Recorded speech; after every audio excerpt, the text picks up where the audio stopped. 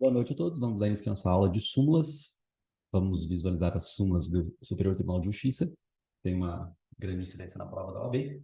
Por obviedade, vamos ler, de preferência, praticamente todas elas, aquelas que estão conectadas com a matéria de direito penal, tá? E assim, eu não vou me estender tanto naquelas súmulas que não demandam tanta linha de raciocínio, tá? Então aí eu só vou passar por cima delas e já tá bom, beleza? Bom, vamos lá, vamos nos pôr em vestidos.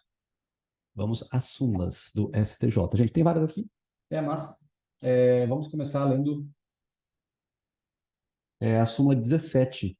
A súmula 17, súmula importante, tá? Muito importante, por sinal. Vocês já fazem um grifo aí. Isso aqui caiu na prova passada ainda, por coincidência. Ou retrasada. Quando o falso se exaure no estelionato, sem mais potencialidade lesiva, é por este absorvido. Então, isso aqui é um crime, né? Aquela logística do princípio da absorção. Significa que o crime meio, ele deixa, né, de ser punido, certo?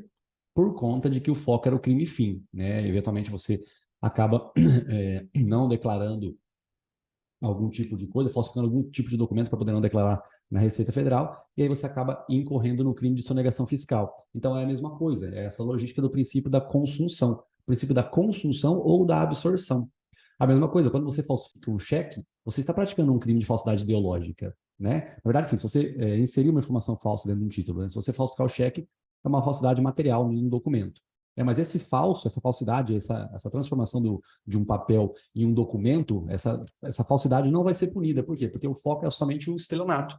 Tá? Então, o falso, se ele se exaurir ali, não tendo mais potencialidade lesiva, ele não vai ser punido. Então, se você falsificar um cheque, se você falsificar um documento que é utilizado só uma vez, isso vai fazer que você não responda pelo crime de falso. Agora, se o documento que você falsificou tiver mais potencialidade lesiva, ou seja, se ele continuar conseguindo prejudicar mais o bem jurídico, aí você vai sofrer pelos dois. Imagina que você, enfim, falsifica um cheque. Beleza, então nesse caso, somente vai ser punido o estelionato, porque você falsificou para fins de ganhar dinheiro. Agora, se você falsificar um cartão de crédito, a primeira vez que você usou o cartão de crédito, ele causou prejuízo na outra pessoa. Só que, muito embora o prejuízo tenha sido ocasionado, você vai responder por aquele crime, mas você também vai responder pela falsidade do cartão. Por quê? Porque o cartão, você continua utilizando o cartão para continuar causando prejuízo a outras pessoas, tá? Bom, gente, essa aqui é uma coisa bem tranquila, bem simples, né? Súmula 17 do Superior Tribunal de Justiça. Beleza? Bom, então essa daqui, quando o falso se exaure no estelionato, ou seja, a falsidade que você causou, ela acabou ali mesmo, naquele único documento, então acabou. Sem mais potencialidade lesiva, fica por este absorvido, ou seja, você não responde pelo falso, você só responde pelo estelionato em si. Tá bem? Gente, isso aqui é um princípio bem tranquilo, não podíamos errar mais sobre isso, tá? Bom, a súmula 18, muito importante, a sentença concessiva do perdão judicial é declaratória da extinção da punibilidade, não subsistindo para qualquer efeito condenatório, então isso aqui é muito importante também. Aí de baixo você já deve ter o artigo 120, né, o 120 do Código Penal, e também é legal colocar, pessoal, o artigo 63, fazer um risquinho em cima, aquilo que eu disse para você lembrar, que inclusive acaba com a reincidência. Né? Você até destrói a reincidência. Se a pessoa tiver o benefício do perdão judicial, nem reincidência acontece. Nós vimos ontem na aula de lei, né? Nós vimos que tem perdão judicial dentro da lei de organização criminosa. Então, se a pessoa vier a ser beneficiada pela extinção da punibilidade, isso não subsiste nem para fins de reincidência, tá? A pessoa, ela vai ser primária. Como a gente sabe que a reincidência é muito importante para a prova da OAB, porque a técnica de entender a reincidência, ela vai te fazer visualizar outras teses, então é muito importante você saber disso aqui. Súmula 18, muito importante, artigo 120 do Código Penal também, e aí automaticamente, né, você lembrar do 63 para fazer um risquinho em cima dele para lembrar que a reincidência, ela não subsiste, tá bom? A reincidência não subsiste. Bom, a súmula 21, pessoal, essas súmulas aqui não são tão importantes, mas vou comentar só. Pronunciado o réu, fica superada a alegação de constrangimento legal da prisão por excesso de prazo na instrução. Isso aqui é porque antigamente tinha prisão preventiva, mas ela não tinha que ser devidamente fundamentada o tempo todo, igual hoje em dia, né? Hoje em dia nós temos a fundamentação contemporânea. É muito importante você lembrar dessa contemporaneidade da fundamentação na prisão preventiva, que é requisito, está lá no artigo 312, 313, 314, 315, está por lá. Né? Tem que lembrar disso aí, ou 282, eu não sei onde que está, mas é muito importante. Na época não tinha isso, então se o réu fosse pronunciado, significa que realmente ele estava ferrado, que ele ia para a segunda fase do júri, então não era mais considerado como um constrangimento legal ele continuar preso preventivamente. Né? Mas hoje isso não tem tanta funcionalidade, justamente porque nós temos que as prisões preventivas elas devem ser contemporaneamente fundamentadas, tá bom? Então, você tem que manter ali, né, os motivos pelos quais você acredita que o cara tem que estar preso, porque não temos mais porque nós não temos mais a execução provisória, tá? Vamos ver aqui, súmula 24. Aplica-se ao crime de estelionato, em que figure como vítima entidade autárquica, a qualificadora do parágrafo 3º do artigo 171 do Código Penal. A gente tem qualificadora aqui. Na verdade, a origem dessa súmula, ela não é, assim, objeto da nossa prova, né? Mas, dá uma olhadinha no Código Penal, artigo 171, parágrafo 3º.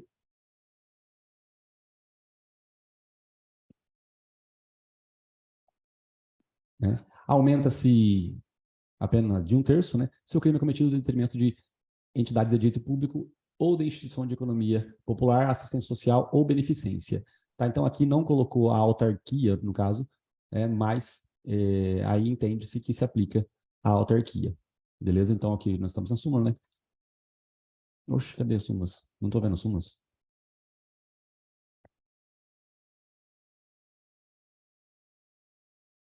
Pronto, aqui.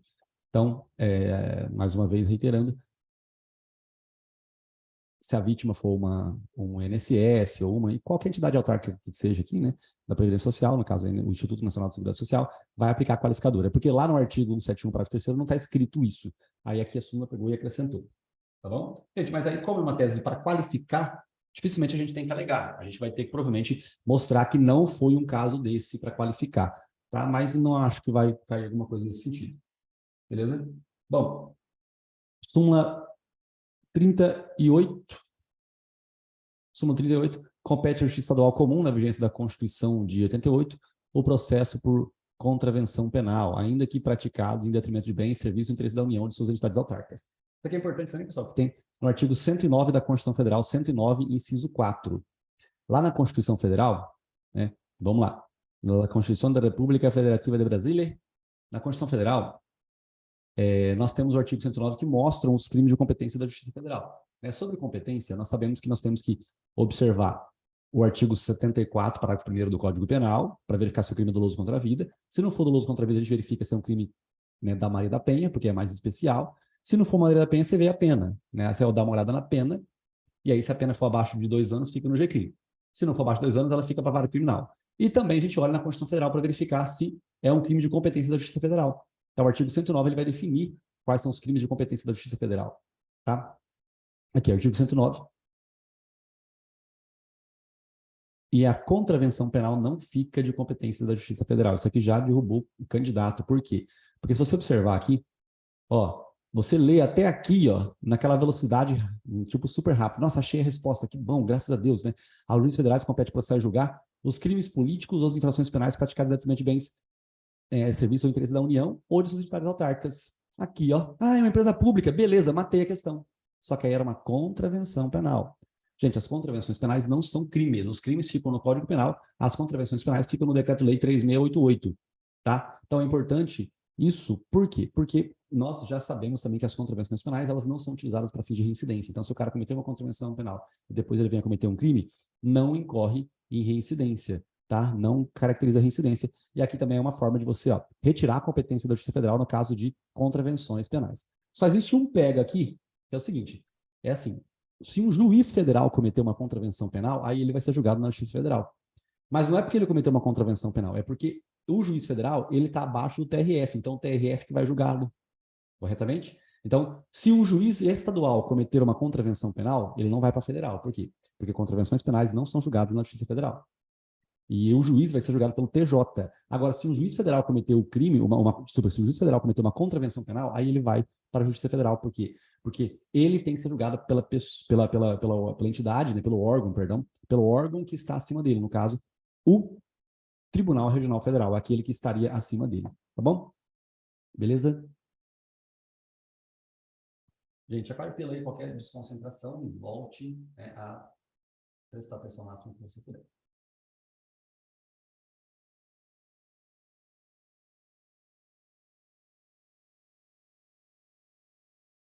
Súmula 40, para obtenção dos benefícios de saída temporária e de trabalho externo, considera-se o tempo de cumprimento de pena no regime fechado. Bom, isso aí a gente tratou um pouco mais na lei de execuções penais, mas também não é o foco, não. O foco lá é o tempo de progressão de regime, não se deixar levar pelas nuances relacionadas ao crime ser hediondo ou não ser hediondo, tá bom?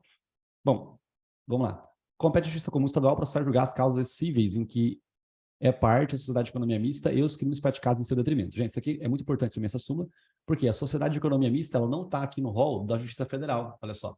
Se você ler o artigo 109, aqui você tem várias coisinhas que são de competências da Justiça Federal. Empresas públicas, ó, entidades autárquicas, certo? União, né? Mas não tem sociedade de economia mista. Então, a sociedade de economia mista não é de competência da Justiça Federal, certo? Então, se você quiser, lá no próprio artigo 109, você pega e insere aqui essa súmula que nós estamos vendo aqui agora, né, a súmula número 42. Não é de competência da Justiça Federal, sociedade de economia mista. Tá? O que você pode fazer também? Você pode colocar lá no artigo 564, inciso 1 do Código de Processo Penal.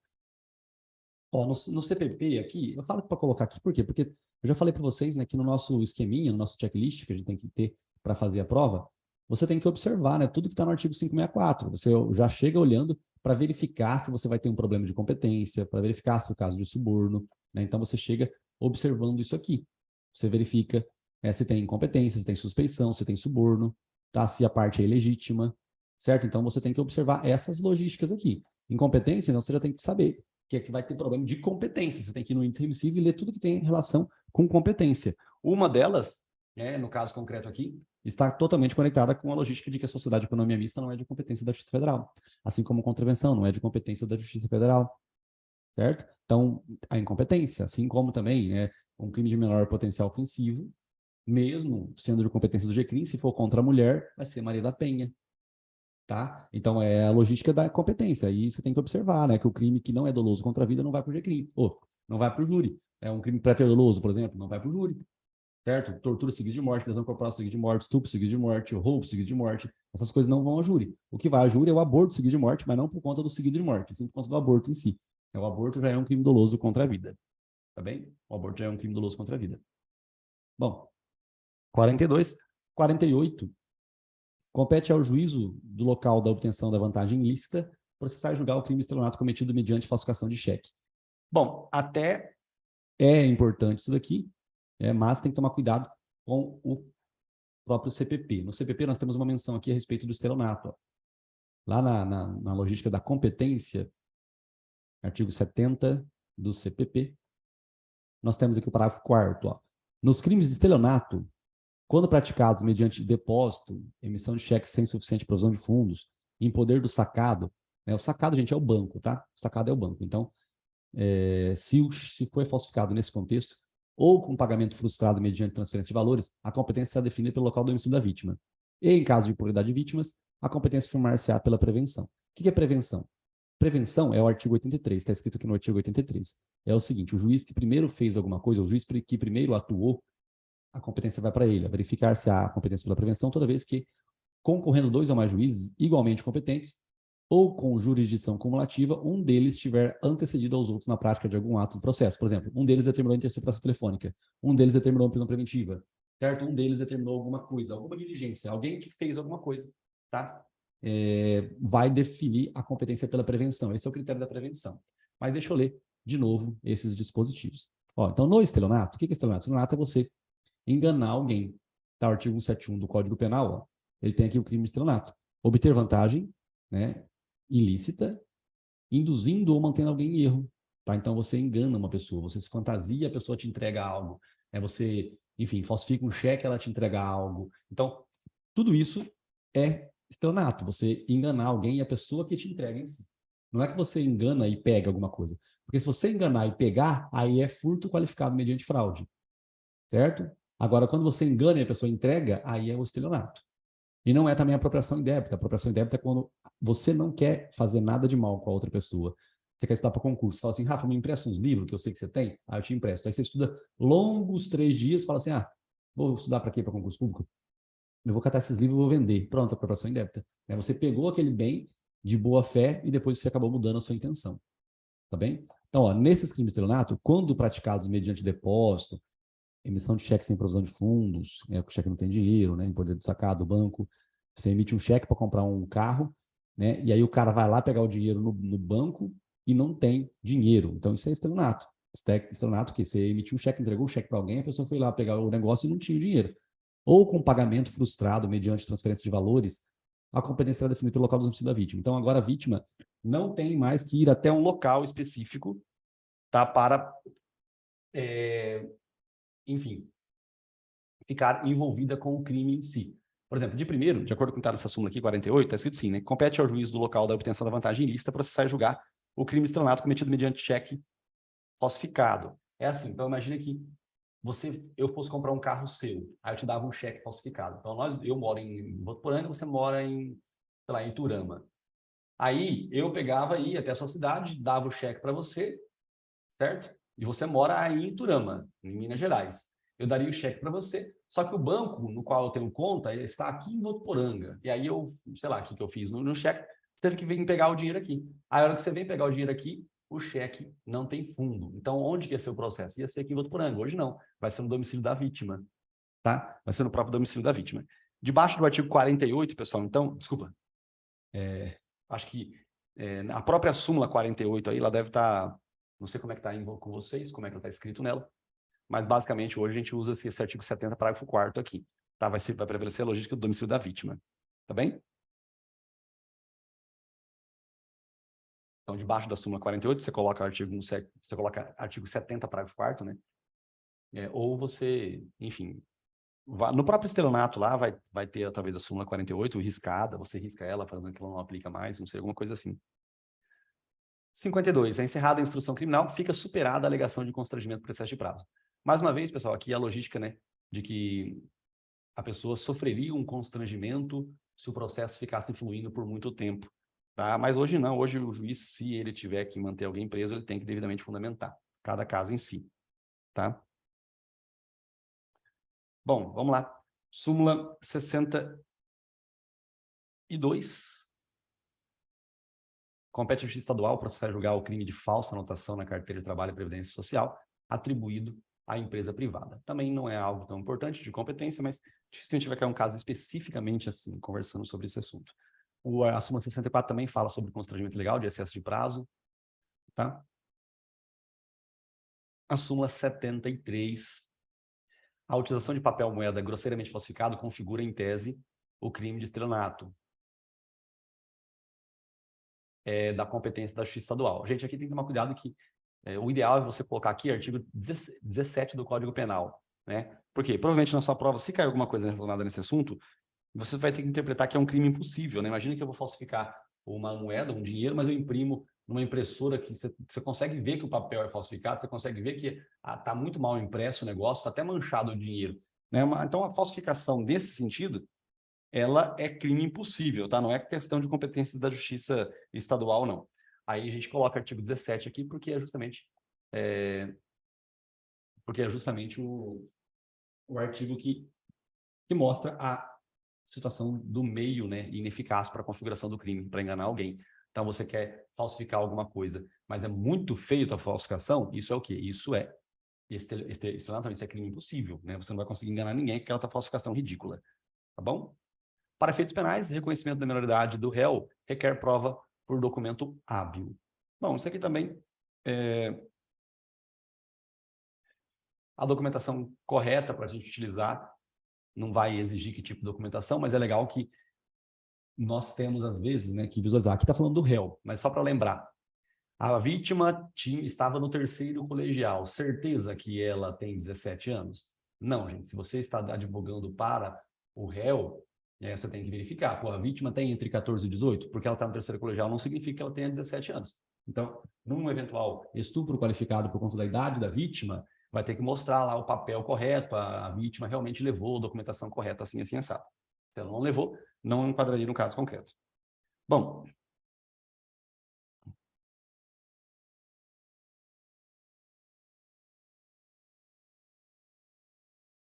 súmula 96. O crime de extorsão consuma-se independentemente da obtenção da vantagem indevida. Tá? Então, gente, isso aqui é a comprovação de que isso aqui é um crime formal. O crime formal são aqueles crimes que não precisam alterar a natureza das coisas.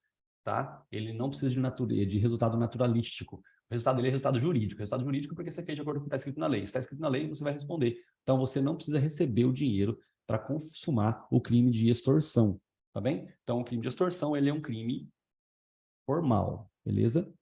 Crime de extorsão. Extorsão é diferente de roubo, né? Na extorsão, você precisa que a vítima te entregue o bem. No roubo, não. No roubo, se a vítima não quiser te entregar, você retira o bem da vítima à força. Aqui não tem como, ela tem que realmente agir para você tirar o bem dela, tá bom? Então, essa é a extorsão. A extorsão, assim como a corrupção passiva, assim como a corrupção ativa, são crimes formais, tá? Eles se consumam independentemente da alteração do resultado das coisas, da natureza das coisas. Súmula 98, embargo de declaração manifestados com notório propósito de pré-questionamento não tem caráter protelatório. Gente, embargo de declaração é um recurso em que você opõe, né? Então, você não interpõe, você não se opõe por meio de alguém, igual nos recursos, você só se opõe à manifestação do juiz. Então, o juiz, ele deu uma decisão na qual ele deu para você a PPL pela PRD e, ao final, ele determinou que você ficasse no regime aberto.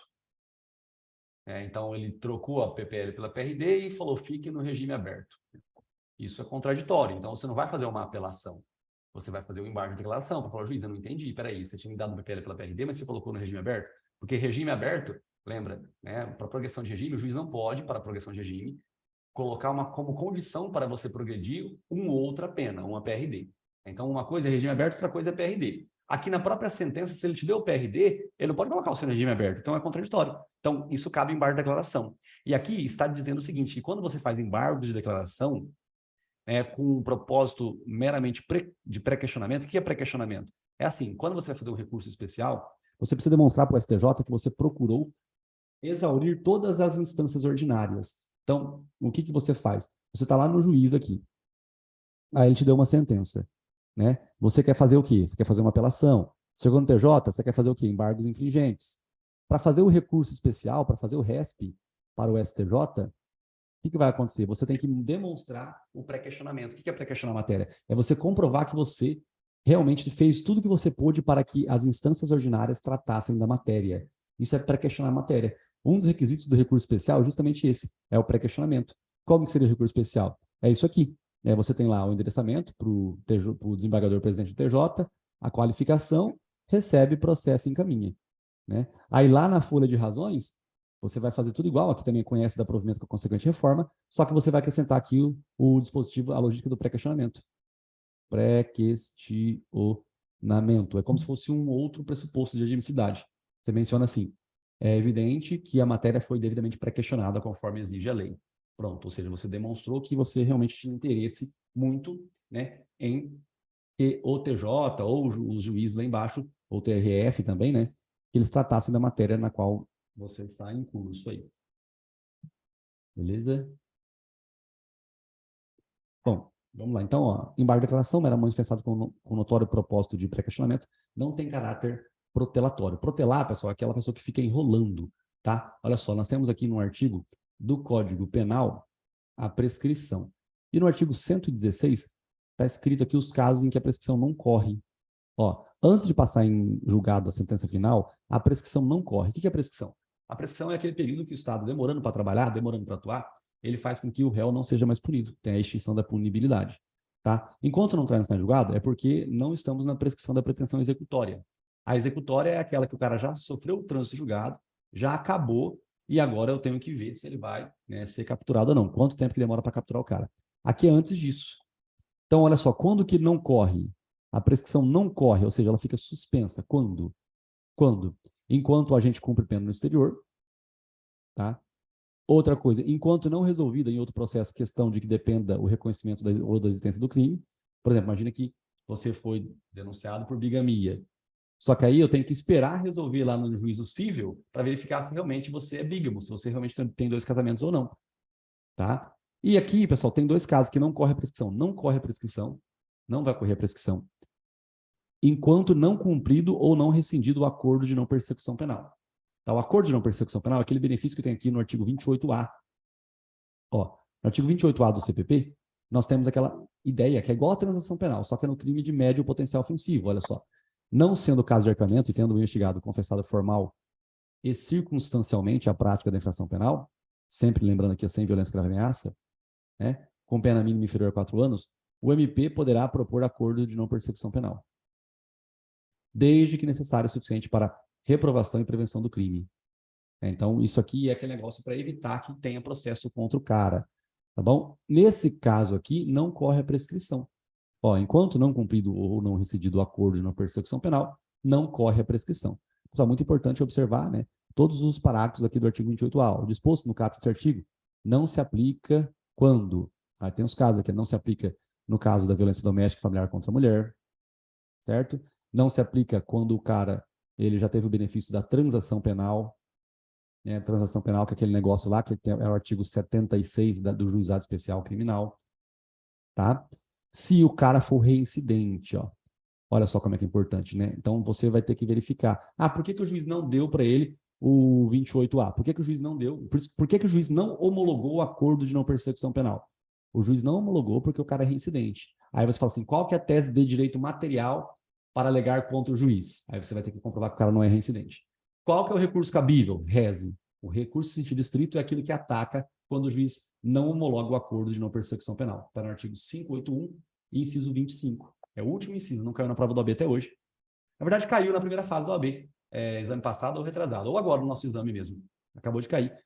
Que quando o juiz não homologa o acordo de não persecução penal, cabe rese. Tá? Então, qual que é o recurso cabível? Rese. Qual que é a tese de direito material para ajudar o réu a ter direito ao acordo de não persecução penal? Aí você vai falar, o réu não é reincidente, tendo em vista que ele teve o benefício do perdão judicial, conforme estabelece o artigo 120 do Código Penal, combinado com a súmula tal, né, que a súmula, não sei qual que é aqui, mas acabamos de ler agora há pouco, não prevalece a reincidência, né? Então, nós temos essa logística aqui. Tese de direito material, tese de direito processual. Bom, vamos lá. Tá, acabou que eu não li o que suspende aqui, né? No caso da prescrição. Ó, na pendência de embargos declaratórios, também não corre a prescrição quando eles, né, forem inadmitidos, ou seja, quando o cara realmente só fez embargo de declaração por ser para poder enrolar o processo, para o cara não ficar preso. Tá, então, ó, na pendência de embargo de declaração ou recursos para tribunais superiores, o que é isso aqui? É réciproco ou recurso extraordinário, né? Então, aqui na pendência de embargo de declaração, né, quando inadmissíveis, não corre a prescrição, tá? E nessa súmula aqui está dizendo que, às vezes, você não está fazendo, né, o embargo de declaração só para protelar. Não, você está utilizando o embargo de declaração justamente para pré-questionar a matéria, para comprovar mesmo para o STJ que você se esforçou para que as instâncias ordinárias tratassem do seu assunto. Tá bom? O Ministério Público tem legitimidade para recorrer no processo em que oficiou como fiscal da lei, ainda que não haja recurso da parte. Gente, aqui, né, no súmula 99, não tem muito o que falar sobre ela. 104, compete ao juiz estadual o processo de julgamento dos crimes de falsificação e uso de documento falso relativo a estabelecimento particular de ensino. Isso aqui é importante, gente. Na verdade, não só por conta dessa súmula, mas por conta de que, às vezes, você falsificou um documento, ou o órgão expedidor do documento é a Justiça Federal. Mas você utilizou para enganar alguém um local estadual, então a competência vai ser estadual. Então não importa o órgão expedidor, o que importa é quem foi a vítima para fins de competência. Então aqui, no caso de você ter falsificado um documento e enganado uma instituição, né, de ensino particular, a competência é da Justiça Estadual. Tá? 108. A aplicação de medidas socioeducativas ao adolescente pela prática de ato infracional é da competência exclusiva do juiz. Isso aqui não é tão importante, não, mas é mais importante para que nós lembremos, né, lá na frentão, que atos infracionais praticados pelo adolescente não podem servir de circunstância judicial desfavorável para ele, na primeira fase da dosimetria da pena. Tá? A súmula 122 é importante, pessoal, bem importante. Tá? Compete à Justiça Federal o processo de julgamento, processo de julgamento unificado dos crimes conexos de competência federal e estadual. Né? Até aqui, ó, o que significa isso daqui? Isso aqui é o seguinte.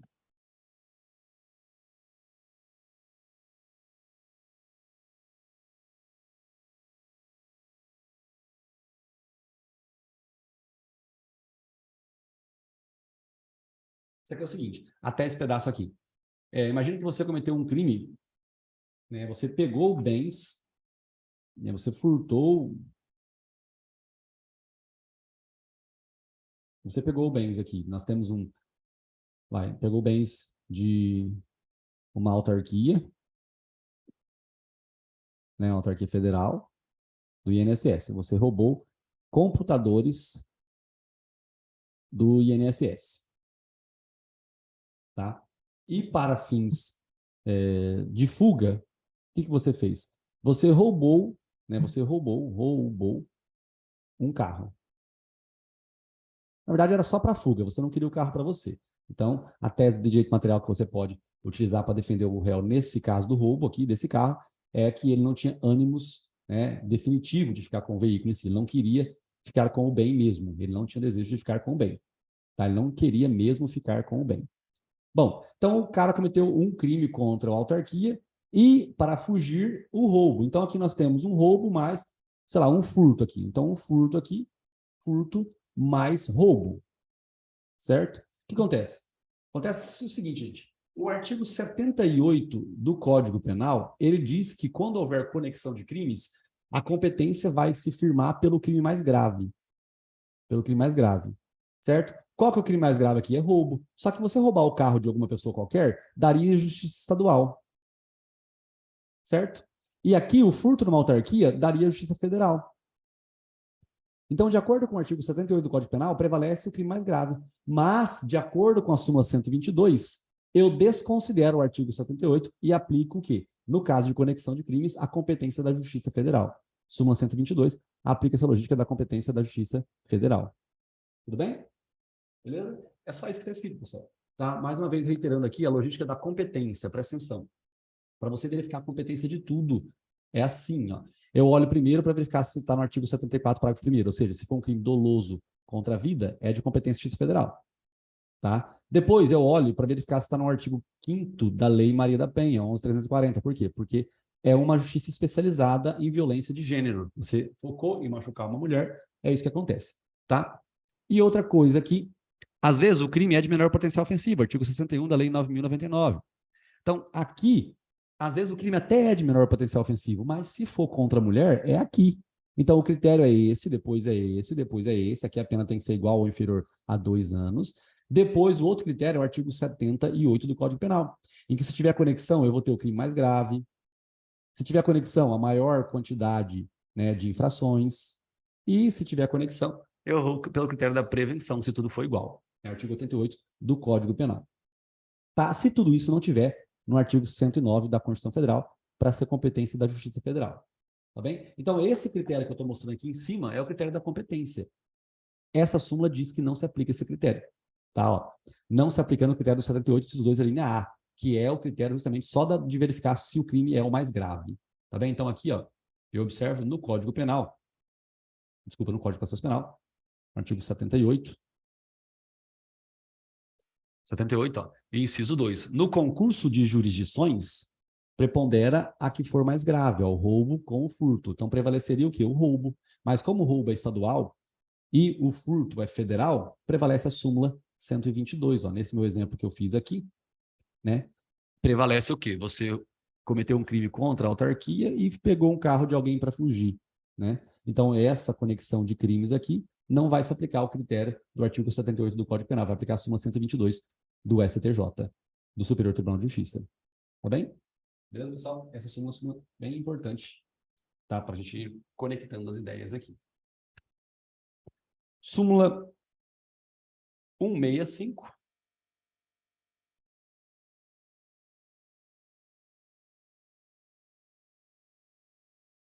Compete à Justiça Federal processar e julgar o crime de falso testemunho cometido no processo trabalhista.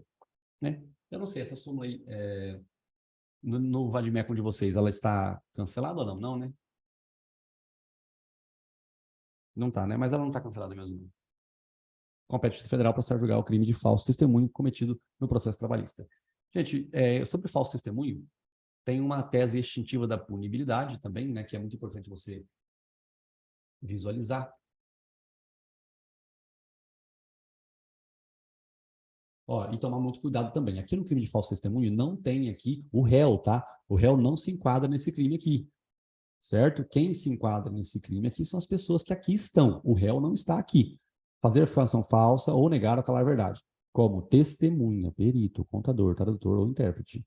Aqui não está escrito réu, tá? O réu não está aqui, beleza? Aí nós temos o seguinte, ó. O fato deixa de ser punível, a extinção da punibilidade. Se antes da sentença, no processo em que ocorreu o ilícito, olha só, lá na Justiça do Trabalho, você prestou falso testemunho. Então, esse crime aqui você vai responder.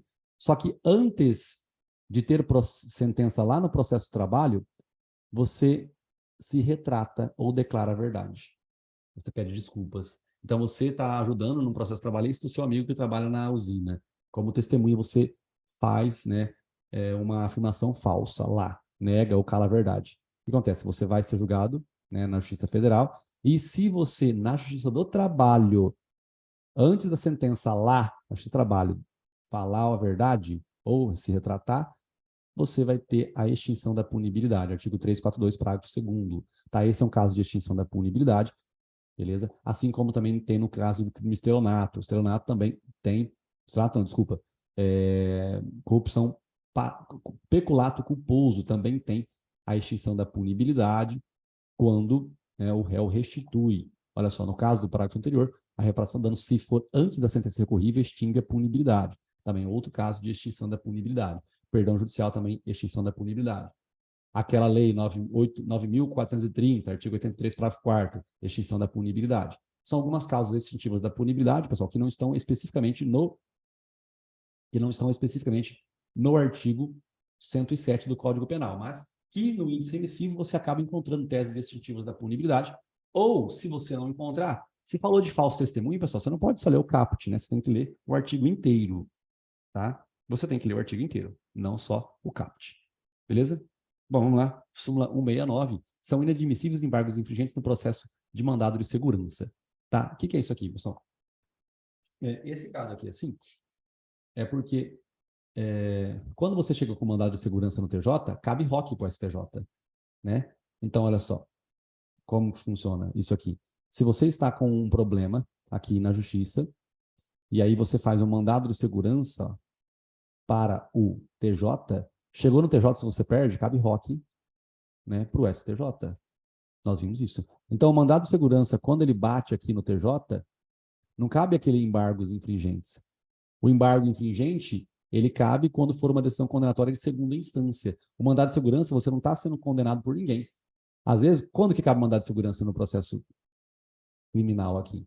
Aquela logística. Lá, o juiz está aqui, você fez uma apelação, a apelação não subiu. Você fez o réis não subiu. Você fez a carta testemunhável, a carta não subiu. Então, eles estão ofendendo o seu direito líquido e certo, né, do segundo grau aqui. Então, você vai se valer o quê? Do mandado de segurança no TJ. Se você perde, cabe o quê? Cabe ROC para o STJ. Né? Lei 8.038, artigo 30 ou 29, não sei, mas nós já vimos isso daqui. E, na verdade, a gente vê isso aqui até enjoar, né? A mesma coisa quando o HC bate no TJ, cabe o que para cima? Cabe recurso ordinário constitucional para o STJ. Não é embargos infringentes. Para caber embargos infringentes, você tem que ter subido com apelação, aí chegou no TJ, você perdeu por 2-1. Aí cabe embargos infringentes. Decisão condenatória não unânime de segunda instância. Certo? Então, é isso que está escrito nessa súmula 169. São inadmissíveis embargos infringentes no processo de mandado de segurança. Tá bom? Bom, 191.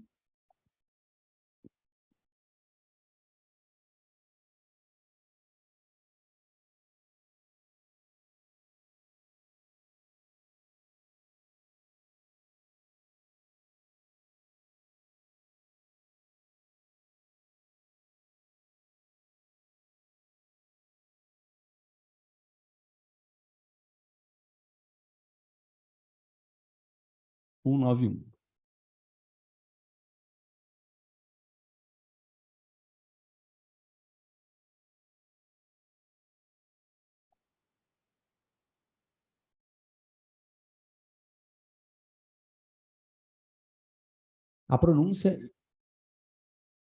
é causa interruptiva da prescrição, ainda que o tribunal do júri venha a desclassificar o crime. Bom, gente, a pronúncia é aquele momento, né, em que o cara está indo para a segunda fase do júri.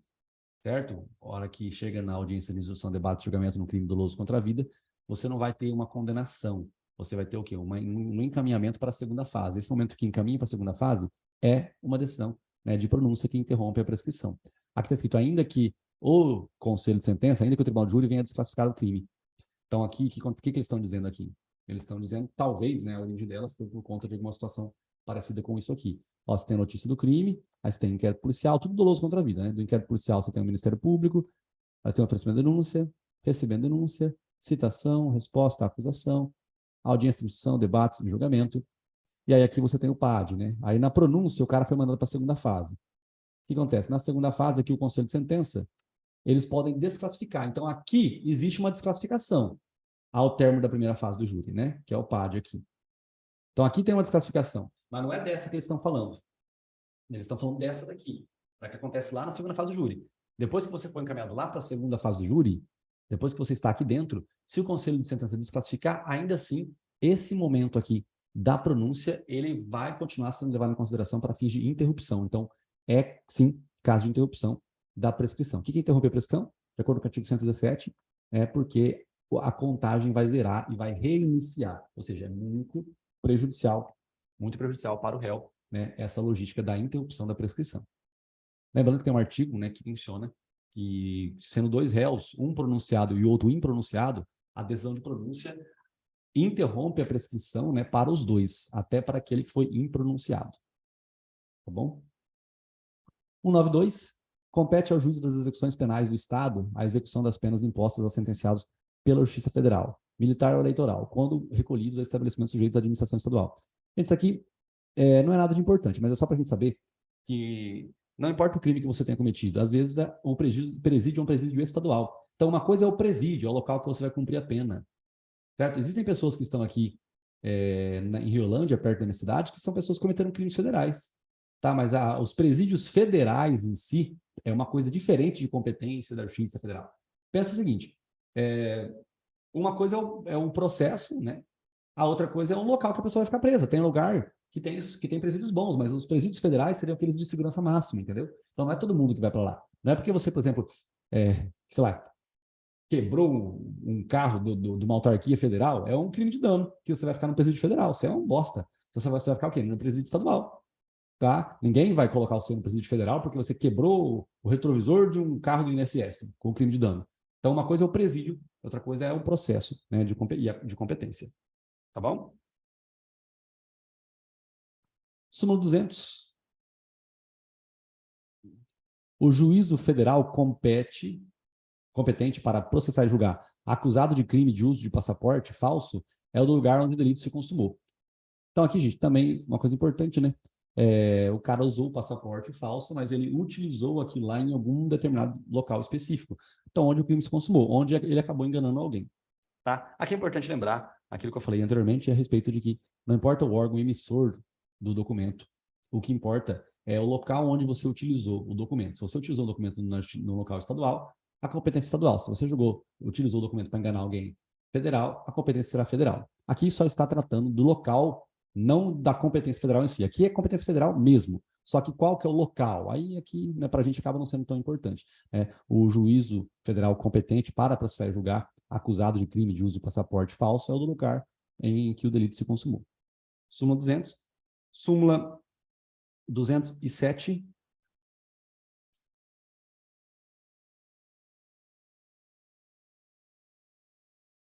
É inadmissível recurso especial quando cabíveis embargos infringentes contra acórdão proferido no tribunal de origem. Aqui, pessoal, é porque para você fazer recurso especial, você tem que ter esgotado todas as vias ordinárias. Então, olha só, se você observar o meu desenho, sempre que a gente faz um RESP, a gente coloca um embargo infringente aqui.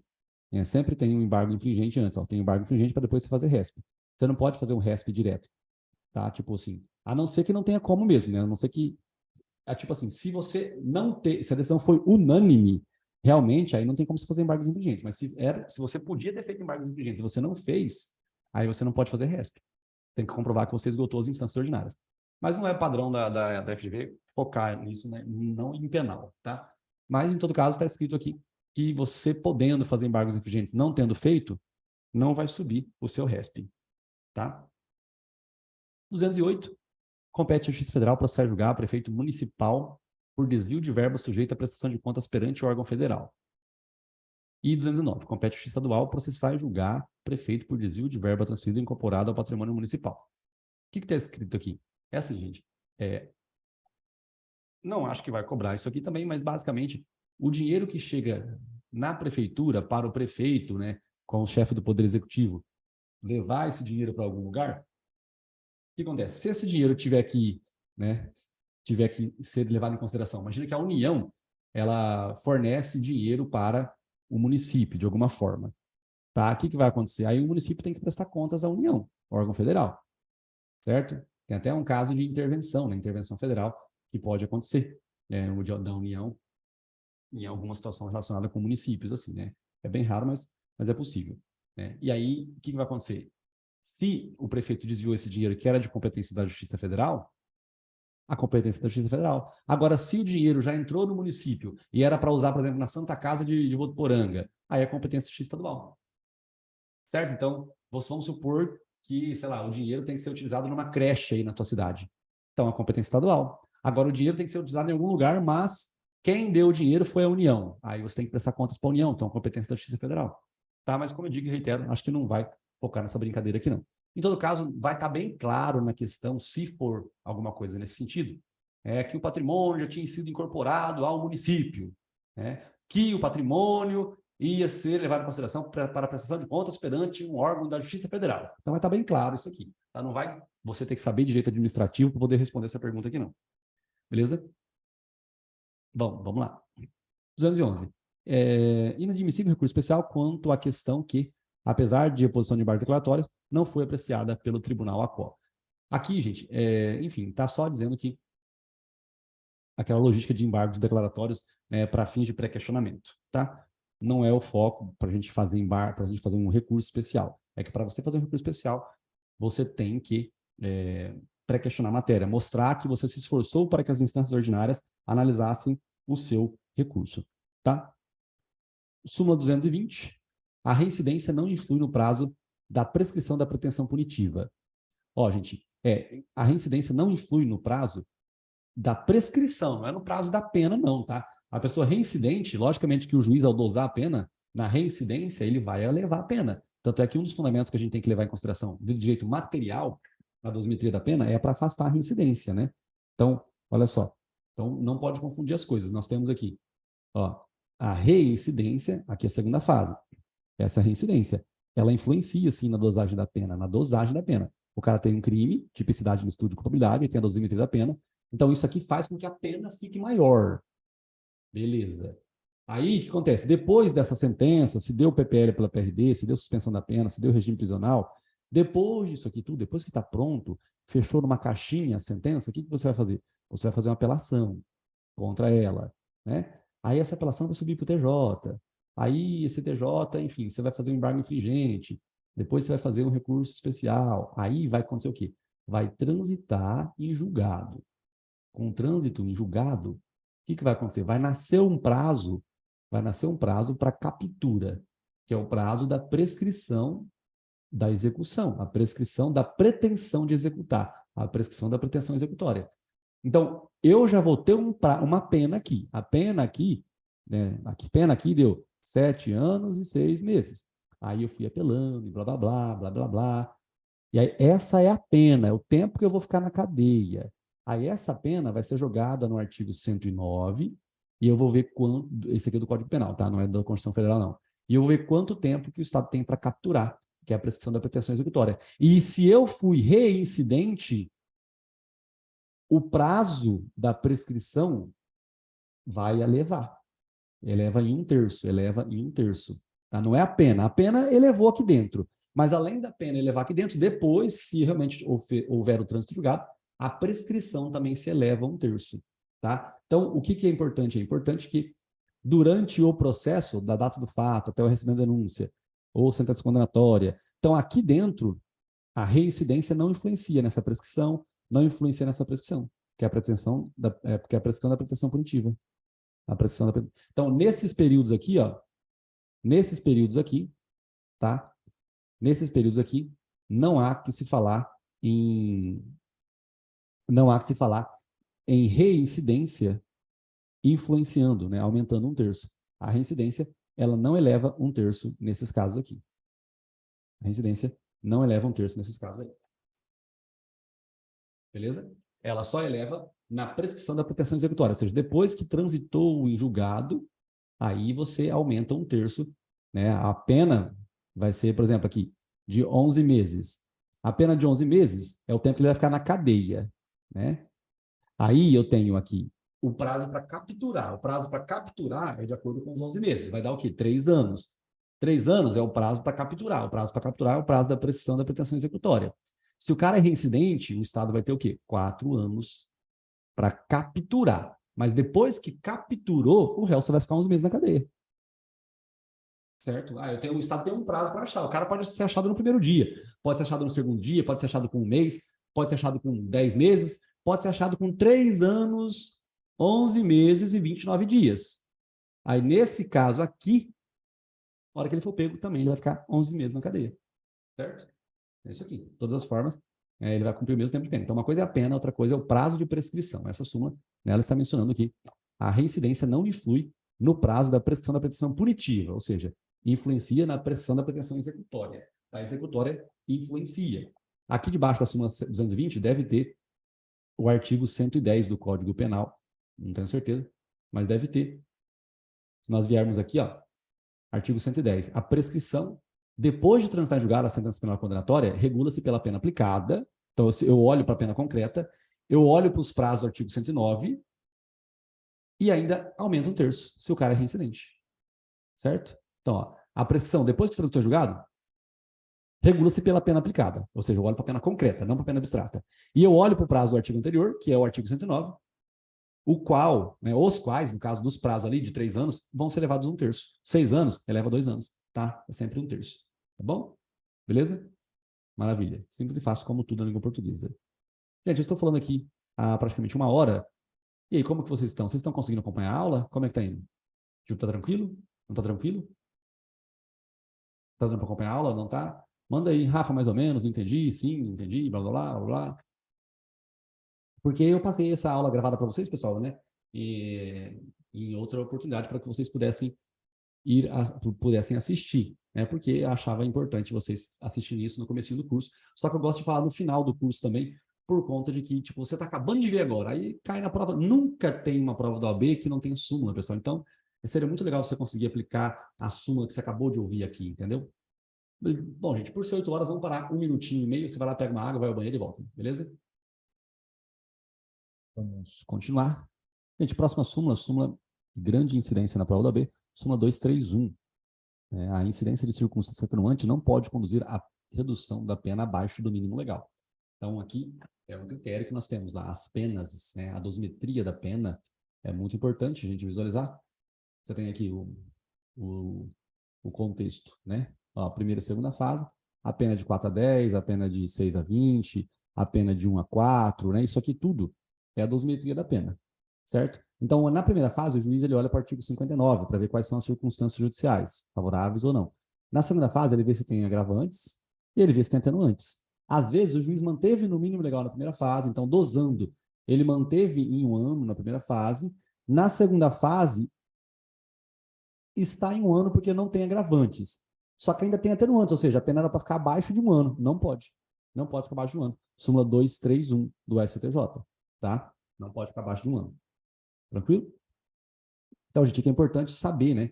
É aquilo que eu falei desde o comecinho, né? As penas, elas são elevadas e são reduzidas. Mas essa expressão elevar e reduzir é uma expressão genérica. Por quê? Porque elevar, na primeira fase, tem nome de circunstância judicial desfavorável. Reduzir, na primeira fase, tem nome de circunstância judicial favorável, né? Então, tem circunstâncias favoráveis e desfavoráveis. Na segunda, circunstâncias atenuantes e agravantes. Na terceira, caso de aumento de diminuição de pena. Ou seja, tudo isso são expressões que a gente tem que saber para que faça sentido a dosimetria da pena, né? Para que ela faça sentido realmente dentro de tudo. 234, a participação do MP na fase da investigação criminal não acarreta o seu impedimento ou suspeição para oferecer denúncia. Gente, isso aqui é importante, tá? Súmula 234. É que é o seguinte, porque você vendo a linha do tempo do processo, hoje eu não fiz ela, não cheguei a fazê-la nenhuma vez por completo, mas Ao longo do curso, nós fizemos muitas vezes ali no processo. E você nota que existe um momento em que o promotor ele pode requisitar novas diligências, né? Aqui, ó, eu acabei não fazendo, aqui eu só coloquei ele oferecendo denúncia.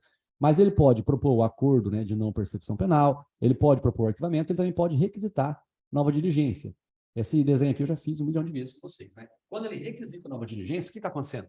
Ele que está criando novas provas para condenar o réu. E como assim? Porque se na justiça tem MP contra advogado, por que o MP pode fazer parte do inquérito?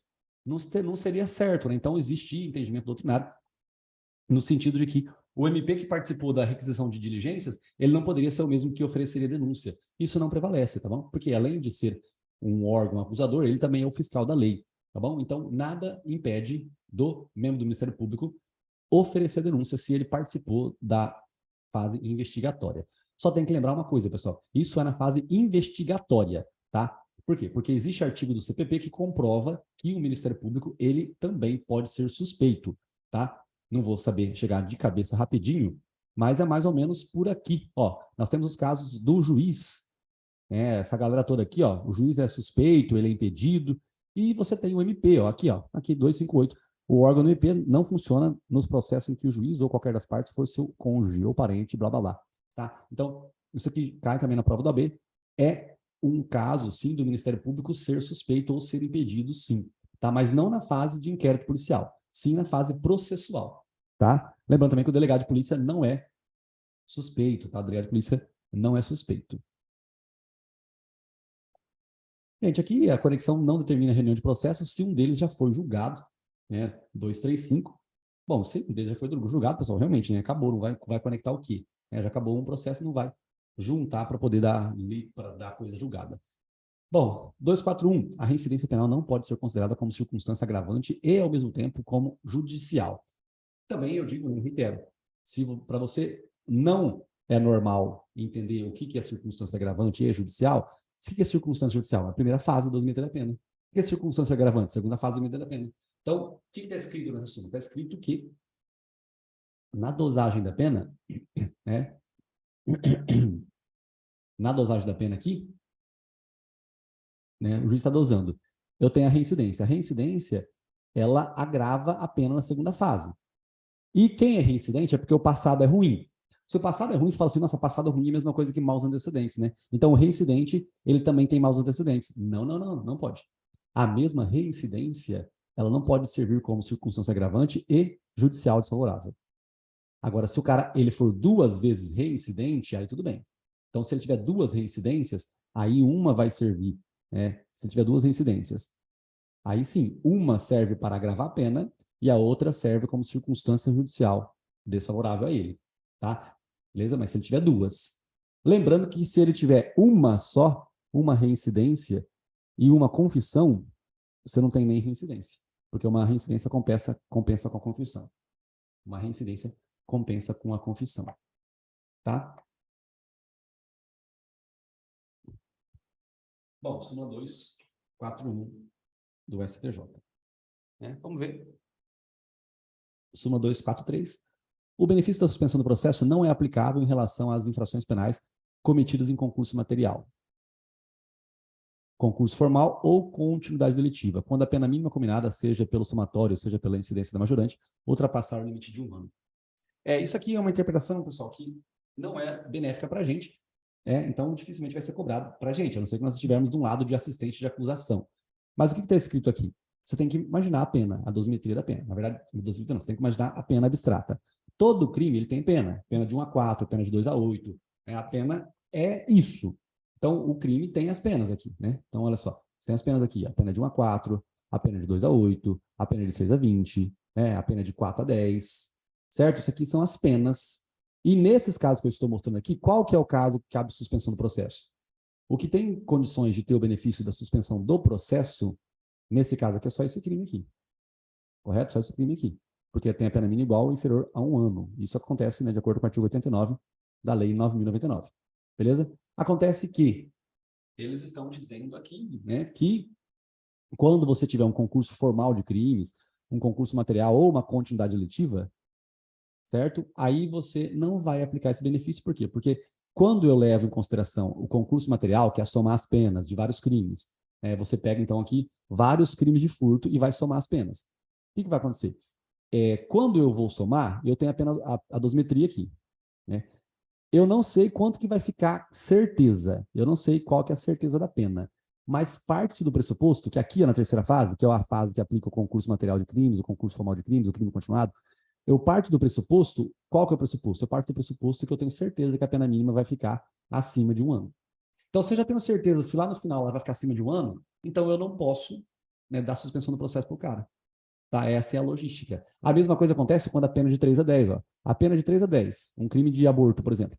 A pena é de 3 a 10. Se eu tenho certeza que no final foi uma tentativa de aborto, eu tenho a redução pelo artigo 14. Então, eu tenho certeza que vai diminuir 2/3. Então, o que acontece? Eu já sei que, não importa o que aconteça, se ficar na pena mínima, o juiz vai colocar a pena como sendo de 1 ano. Se a pena for de 1 ano, então vai dar o benefício da suspensão do processo, do artigo 89 da Lei 9.099. Tá? Então, crimes cuja pena mínima forem de 3 anos, ainda assim tem possibilidade de suspensão do processo? Tem. Por quê? Quando for tentado, abstratamente eu tenho certeza de que a pena mínima vai ficar abaixo de 3 anos, no caso, vai ficar igual ou inferior a 1 ano. Então, por isso que vai ter suspensão do processo. Bom, então, o que eu estou dizendo aqui? Eu estou dizendo para vocês o seguinte, pessoal, que eu não sei o que vai acontecer na dosagem. Eu não sei, por exemplo, o que vai acontecer aqui. Ó, qualquer crime, não importa o crime, não importa o crime que aconteça, eu não sei exatamente o que vai acontecer aqui. Mas uma coisa eu tenho certeza. Se o crime for tentado, a pena dele vai ter redução. Certo? Então, isso que é essa lógica da tentativa, de reduzir pela tentativa aqui na terceira fase, da dosimetria. Reduzir pela tentativa, né? Então, o artigo 14, ele reduz de 1 a 2/3. E como nós estamos do lado do réu, a gente sempre parte do pressuposto que vai reduzir 2/3. Então, pensa uma coisa. Os crimes de 3 a 10 anos, eu não sei o que vai acontecer na dosimetria da pena, mas eu tenho certeza que na terceira fase vai reduzir 2/3. Então, essa é a minha cabeça. Então, o que acontece? Abstratamente, vai reduzir 2/3. Abstratamente, se o juiz manter no mínimo legal, então eu estou dosando a pena aqui, estou dosando a pena. A pena é de 3 a 10. Estou dosando a pena aqui, estou dosando. Manteve no mínimo na primeira fase, manteve no mínimo na segunda fase. O que vai acontecer aqui? Só tem o artigo 14 que é para aplicar, que é 2/3, que é a redução da pena. Então, vai ficar 1 ano. Se vai ficar 1 ano, então eu já parto do pressuposto que poderia ter o benefício da suspensão do processo. Tá? Essa interpretação é benéfica para o réu. Então, todos os crimes tentados, pessoal, você já olha e fala, opa, se é tentado, eu já tenho certeza que eu vou tirar no final 2/3. Então, essa interpretação já ajuda você a pensar numa suspensão do processo. Só que essa súmula 243, ela tem interpretação totalmente ao contrário do que eu falei. Aqui já parte do pressuposto que o mesmo crime de furto, o furto continuado ou furto tentado, já não vai ter suspensão do processo, justamente porque eu já sei que na terceira fase a pena vai ficar maior do que aquele 1 ano. Tá? Por isso que não tem benefício de suspensão do processo, interpretando assim. Mas para a gente acaba que essa interpretação não é benéfica, dificilmente eles vão colocar isso para nós. Tá bem? Bom, súmula 244 compete ao foro do local da recusa processar e julgar o crime de estelionato mediante cheque sem posição de fundos. Não prevalece essa súmula também, pessoal, por conta do artigo 70, parágrafo 4º, lá do Código Penal, né, que prevalece o domicílio da vítima, porque a vítima, além dela sofrer estelionato, ela vai ter que ficar viajando por causa do processo? Não faz sentido, né? Então, prevalece o domicílio da vítima. Beleza? Então, não prevalece essa súmula aí, né? Prevalece o domicílio da vítima, que é o artigo 70, parágrafo 4º do Código Penal. Gente, súmula 269, essa aqui é extremamente importante, né? A 269 é admissível a adoção de regime prisional semiaberto aos reincidentes condenados a pena igual ou inferior a 4 anos, se favoráveis às circunstâncias judiciais. Pessoal, isso aqui também é muito importante, eu falei com vocês desde o começo do curso. Na primeira quarta-feira do curso, nós tratamos isso aqui, né? Na aula de dosimetria da pena, alegações finais. Nós temos a dosimetria da pena. Na primeira fase, você tem o artigo 59, que são as circunstâncias judiciais. Aqui são as condições da vítima. Por exemplo, imagina que na praia você tenha um homem cheio de correntes de ouro. Tem mais chance desse homem ser roubado ou tem mais chances de um outro homem sem correntes de ouro ser roubado? Então, são circunstâncias da vítima, certo? Então, as circunstâncias judiciais influenciam na dosimetria da pena, correto? Se isso aqui for favorável ao réu, beleza? Ao dosar a pena aqui, né, o réu vai ter uma pena no final. Vamos supor que ele pegue uma pena, né, na verdade, aqui inferior a 4, né, uma pena pode ser igual ou inferior a 4. Se acontecer isso daqui, o que vai acontecer? O regime dele é o aberto. É o aberto. Só que sendo reincidente, se ele for reincidente, o artigo 33 do Código Penal diz que qualquer pessoa reincidente fica no fechado. Né? Só que essa súmula diz que não. Então, olha só, o artigo 33, todo reincidente fica no fechado. Essa súmula, se o cara for reincidente, mas as circunstâncias forem favoráveis, judiciais, e a pena for igual a 4, ele pode ficar no semiaberto. O semiaberto já tem direito a ser temporário e tudo mais. Tá? Então, a súmula 269 é extremamente importante, pessoal. Tá? Extremamente importante. Então, essa linha de raciocínio aqui, ela é boa, boa, boa, boa. Você olha primeiro para o artigo 33, o artigo 33 mostra até 4, até 8, acima de 8. Pronto, aí você olha os regimes prisionais. Tranquilo isso. Pelo número, você olha o regime prisional, tá tranquilo. Aí, fora o número, você tem que olhar depois reincidente. Aí você esquece o número, todo mundo fechado. Reincidente fechado. Né? Aí você olha mais uma coisa, peraí, todo mundo fechado? Não, tem a súmula 269 ainda. 269, o cara, ele, muito embora seja reincidente, a pena ficou igual ou inferior a 4 anos e as circunstâncias da primeira fase da dosimetria lhe foram favoráveis. Então, ele vai ter direito de ficar no regime semiaberto. Tá, gente? Isso aqui sempre é batata para estar na prova da OAB. Se cair uma alegação final para o meio de memorial, pessoal, ou apelação, que são as duas com maior incidência na prova da OAB, o que não pode deixar, né, de ter na sua prova, aquilo que eu digo na dosimetria da pena, você vai ter que dizer, né, sobre a súmula 241, sobre a súmula 231, e a primeira fase aqui, extremamente importante, súmula 444 da STJ, tá? E aqui no final, você talvez você vai olhar o benefício da PPL pela PRD, a suspensão da pena, o regime prisional, que vai estar totalmente conectado com a súmula 718 do STF, 719 do mesmo STF, e aqui a súmula 440 e 269 do STJ, tudo aqui do STJ. Isso aqui, pessoal, é batata, tipo isso aqui, esse aqui é o memorial, se cair é isso aqui. O que vai ter aqui? Afastar a reincidência para a PPL pela PRD, aqui, mesmo sendo reincidente, a condenação anterior foi pena de multa, aqui, aí o regime prisional, qual que ele vai ficar? O cara, sei lá, que tipo de crime que ele cometeu, dosimetria da pena, você olha para o regime prisional, o quê? O juiz colocou o cara no fechado porque matar as pessoas é feio. Gente, matar as pessoas é feio, por isso que a pena é de 6 a 20 anos. Não tem que colocar no fechado por causa disso. Se o cara pegou 6 anos, não é porque ele matou que ele vai ficar no fechado, vai ficar no semiaberto. Então, 718 e 719 vai fundamentar isso. Aqui a 269, que eu acabei de falar, e a 440, ela tem o mesmo teor dessas duas outras súmulas aqui em cima. Tá bom? Gente, então, isso aqui é a prova da OAB, mesmo. Tá? Essa súmula 241 aqui, ó, ela é, puta que pariu, né? Ela é muito importante para a gente, tá? Muito importante mesmo, porque você vai dizer, né, que a reincidência não pode piorar a pena do réu em 2 momentos dentro da dosimetria da pena, na primeira e na segunda fase. Tá? Então, você provavelmente vai ter uma tese de retirar a reincidência, só que caso o juiz ainda entenda pela manutenção da reincidência, né, que pelo menos não piore a pena na primeira e na segunda fase, porque a súmula 241 ela retira essa previsão. Tá? Gente, muito importante essa linha de raciocínio aqui da dosimetria da pena, né? E, por sinal, é o que está nas últimas 700 provas da OAB e de magistratura, de Ministério Público, Defensoria e Delegado de Polícia. Tá? Tudo aquilo ali nunca falha nessas provas, porque é a dosimetria da pena. Né? Assim como nós temos a teoria do crime, nós temos a dosimetria da pena. A teoria da pena nunca falta nas provas. Beleza? Bom, vamos lá. Súmula 273. Intimar a defesa da expedição de carta precatória torna-se desnecessária a intimação da data da audiência no juízo do precado. Gente, isso aqui também sempre cai na prova da OAB. Você tem que ser informado de que foi expedida uma carta precatória, ou seja, nós estamos com o processo aqui na cidade A e vai ser ouvida uma testemunha na cidade X. Nós temos que ser intimados da expedição da carta para o juízo X, mas nós não vamos ser intimados do dia em que vai acontecer a audiência lá no juízo X, que é o juízo de precado. A gente que tem que ficar olhando no diário oficial para ver se a gente descobre qual que é o dia da audiência, tá? Isso é um problema nosso. Beleza? Então, súmula 273 muito importante para fins de nulidade do processo.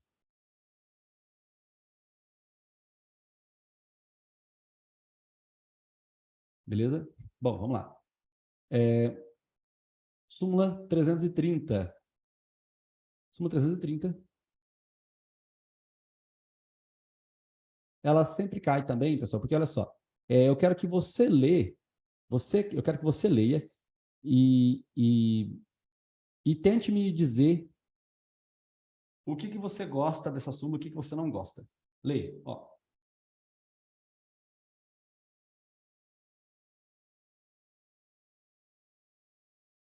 Ó, nós temos a linha de tempo do processo. Na linha de tempo do processo, nós temos a linha de tempo do processo, ó, linha do tempo. Você tem lá notícia crime, aí você tem inquérito policial, aí você tem Ministério Público, aí você tem oferece denúncia, e nós temos 3 casos de defesa prévia. Lei de drogas, prerrogativa de foro e funcionário público, que é justamente esse caso aqui do artigo 514. São as defesas prévias. Tá? Antes do juiz receber a denúncia, tem as defesas prévias. Aqui está escrito o seguinte: é desnecessária essa defesa prévia se, né, essa ação penal tiver sido instruída por inquérito policial. Gente, o que eu tenho que interpretar disso aqui? Eu tenho que interpretar que não, que tem que ter essa bosta. Tá? Porque o tempo todo eu tenho que ter resguardado, garantido o contraditório para defesa. Então, aqui o importante é você lembrar do artigo 5º da Constituição Federal, LV. Tem que ser resguardado a pessoa o direito do contraditório da ampla defesa. Tá? Tem que ser resguardado. Então, eu sempre interpreto dessa maneira. Tá? Sempre em favor do réu. E por isso que eles usam essa súmula na prova da OAB. Eles utilizam porque você fala assim, nossa, então não precisa, né? Não, mas eu tenho que lembrar que precisa, sim. Eu tenho que lembrar que precisa. Ou que, muito embora não precise, né, o contraditório tem que ser garantido, né, em todos os momentos. Tá? Por isso que aí, até a falta disso é a 564, inciso 4 do CPP. Súmula 337. É cabível a suspensão condicional do processo na desclassificação do crime e na procedência parcial da pretensão punitiva. Gente, aqui o que está escrito aí, né? Que quando você desclassifica, por exemplo, de furto qualificado para furto simples, você vai ter que pedir a suspensão do processo. Furto qualificado, a pena é 2 a 8. Furto simples, 1 a 4. Então, é cabível a suspensão a suspensão condicional do processo na desclassificação do crime. Tá? Gente, lembrando que eu estou falando aqui de suspensão condicional do processo, tá? Mas eu estou partindo do pressuposto que você sabe o que é, que nós já falamos muitas vezes, o nível da importância disso, né? É gritante. O tempo todo você pegou para ler o crime, você tem que ver a pena, o tempo todo. A pena é igual a um ano, suspensão do processo, artigo 89 da lei 9.099. Tá? Então, aqui, a desclassificação também dá esse direito ao cara, certo? Então, eu posso pedir a desclassificação na resposta à acusação? Posso e devo. Eu peço a desclassificação lá na resposta à acusação. A hora que eu mudo de um crime para o outro, imagine que eu retire, eu falo que não teve violência no crime de furto. Então, foi furto mesmo, não foi roubo. Na verdade, eu tirei a violência do crime de roubo, sobrou o furto. O que acontece? O furto tem direito de suspensão do processo. Súmula 337. Tá?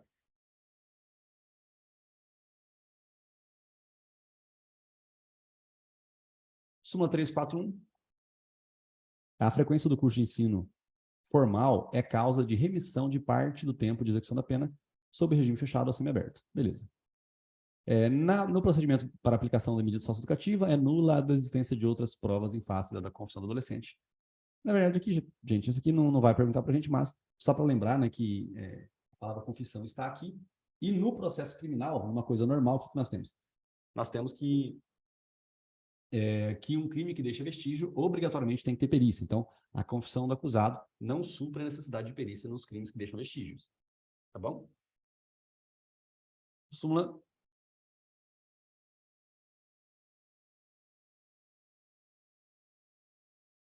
343 é obrigatória a presença de advogado em todas as fases do processo administrativo disciplinar.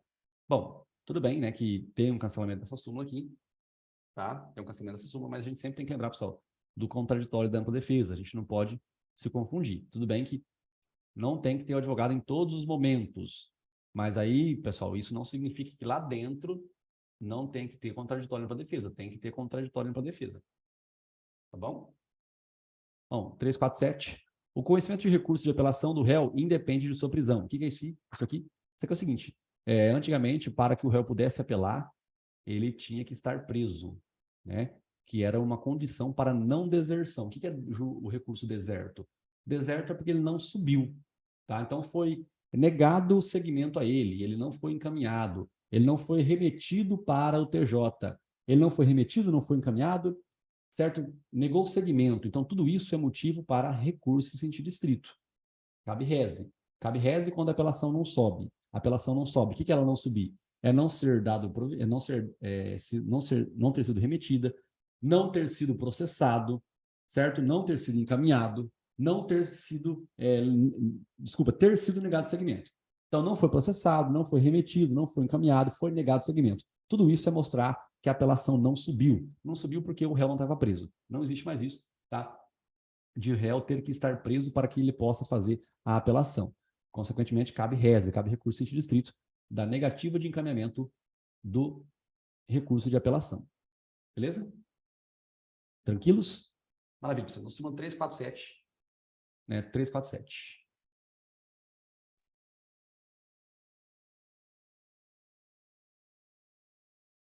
Súmula 415.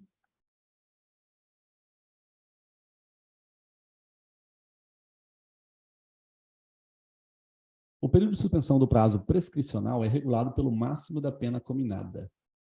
O que é isso? É assim, né? O processo fica suspenso, né? E quando o processo fica suspenso, por algum motivo, seja ele porque o réu foi estado por edital, seja ele porque houve a suspensão condicional do processo, houve o acordo de não persecução penal, ou porque ele é um parlamentar e o processo ficou suspenso porque a casa respectiva quis que ficasse suspenso o processo. Então, existem várias formas de processo ficar suspenso. O que é processo ficar suspenso? É você parar o andamento dele, você guardar ele numa gaveta até resolver algum outro tipo de problema. Isso é suspender o processo. Mas quando eu suspendo o processo, automaticamente eu não suspendo a prescrição. Por quê? Porque se o processo está guardado numa gaveta, ele não está andando. Se ele não está andando e a prescrição fica andando, o réu fica muito beneficiado com isso. Então, pode ser que a extinção da punibilidade aconteça muito fácil. Então, por este motivo, tá? Por este motivo que quando o processo fica suspenso, a prescrição também fica suspensa. Só que ela não pode ficar suspensa para sempre. Tá? Porque se a prescrição ficar suspensa para sempre, eu vou ter um outro crime imprescritível. Então, quanto tempo que pode ficar suspenso o processo? Ele pode ficar suspenso por, no máximo, da pena combinada ao delito. Tá? Então, você olha para a pena e fala, ó, o processo vai ficar suspenso naquele máximo ali. Então, o processo tem a pena de 4 a 10 anos? Não, desculpa, a pena do crime seja de 4 a 10 anos? Então, qual que é o máximo que vai ficar suspenso no processo? 10 anos. Tá? Não pode ficar suspenso para sempre. Fala, você desenha isso aqui? Não, essa parte não vou desenhar não, pessoal, porque não é tão complexo. É só você saber que as prescrições, né, não podem ficar, o prazo de prescrição não pode ficar suspenso para sempre. É só isso, ele não pode ficar suspenso para sempre. Beleza? Ele vai ficar suspenso por qual tempo máximo? Pelo máximo da pena combinada ao delito. Beleza? Tranquilo? Maravilha, gente. Simples e fácil, como tudo na língua portuguesa. 415.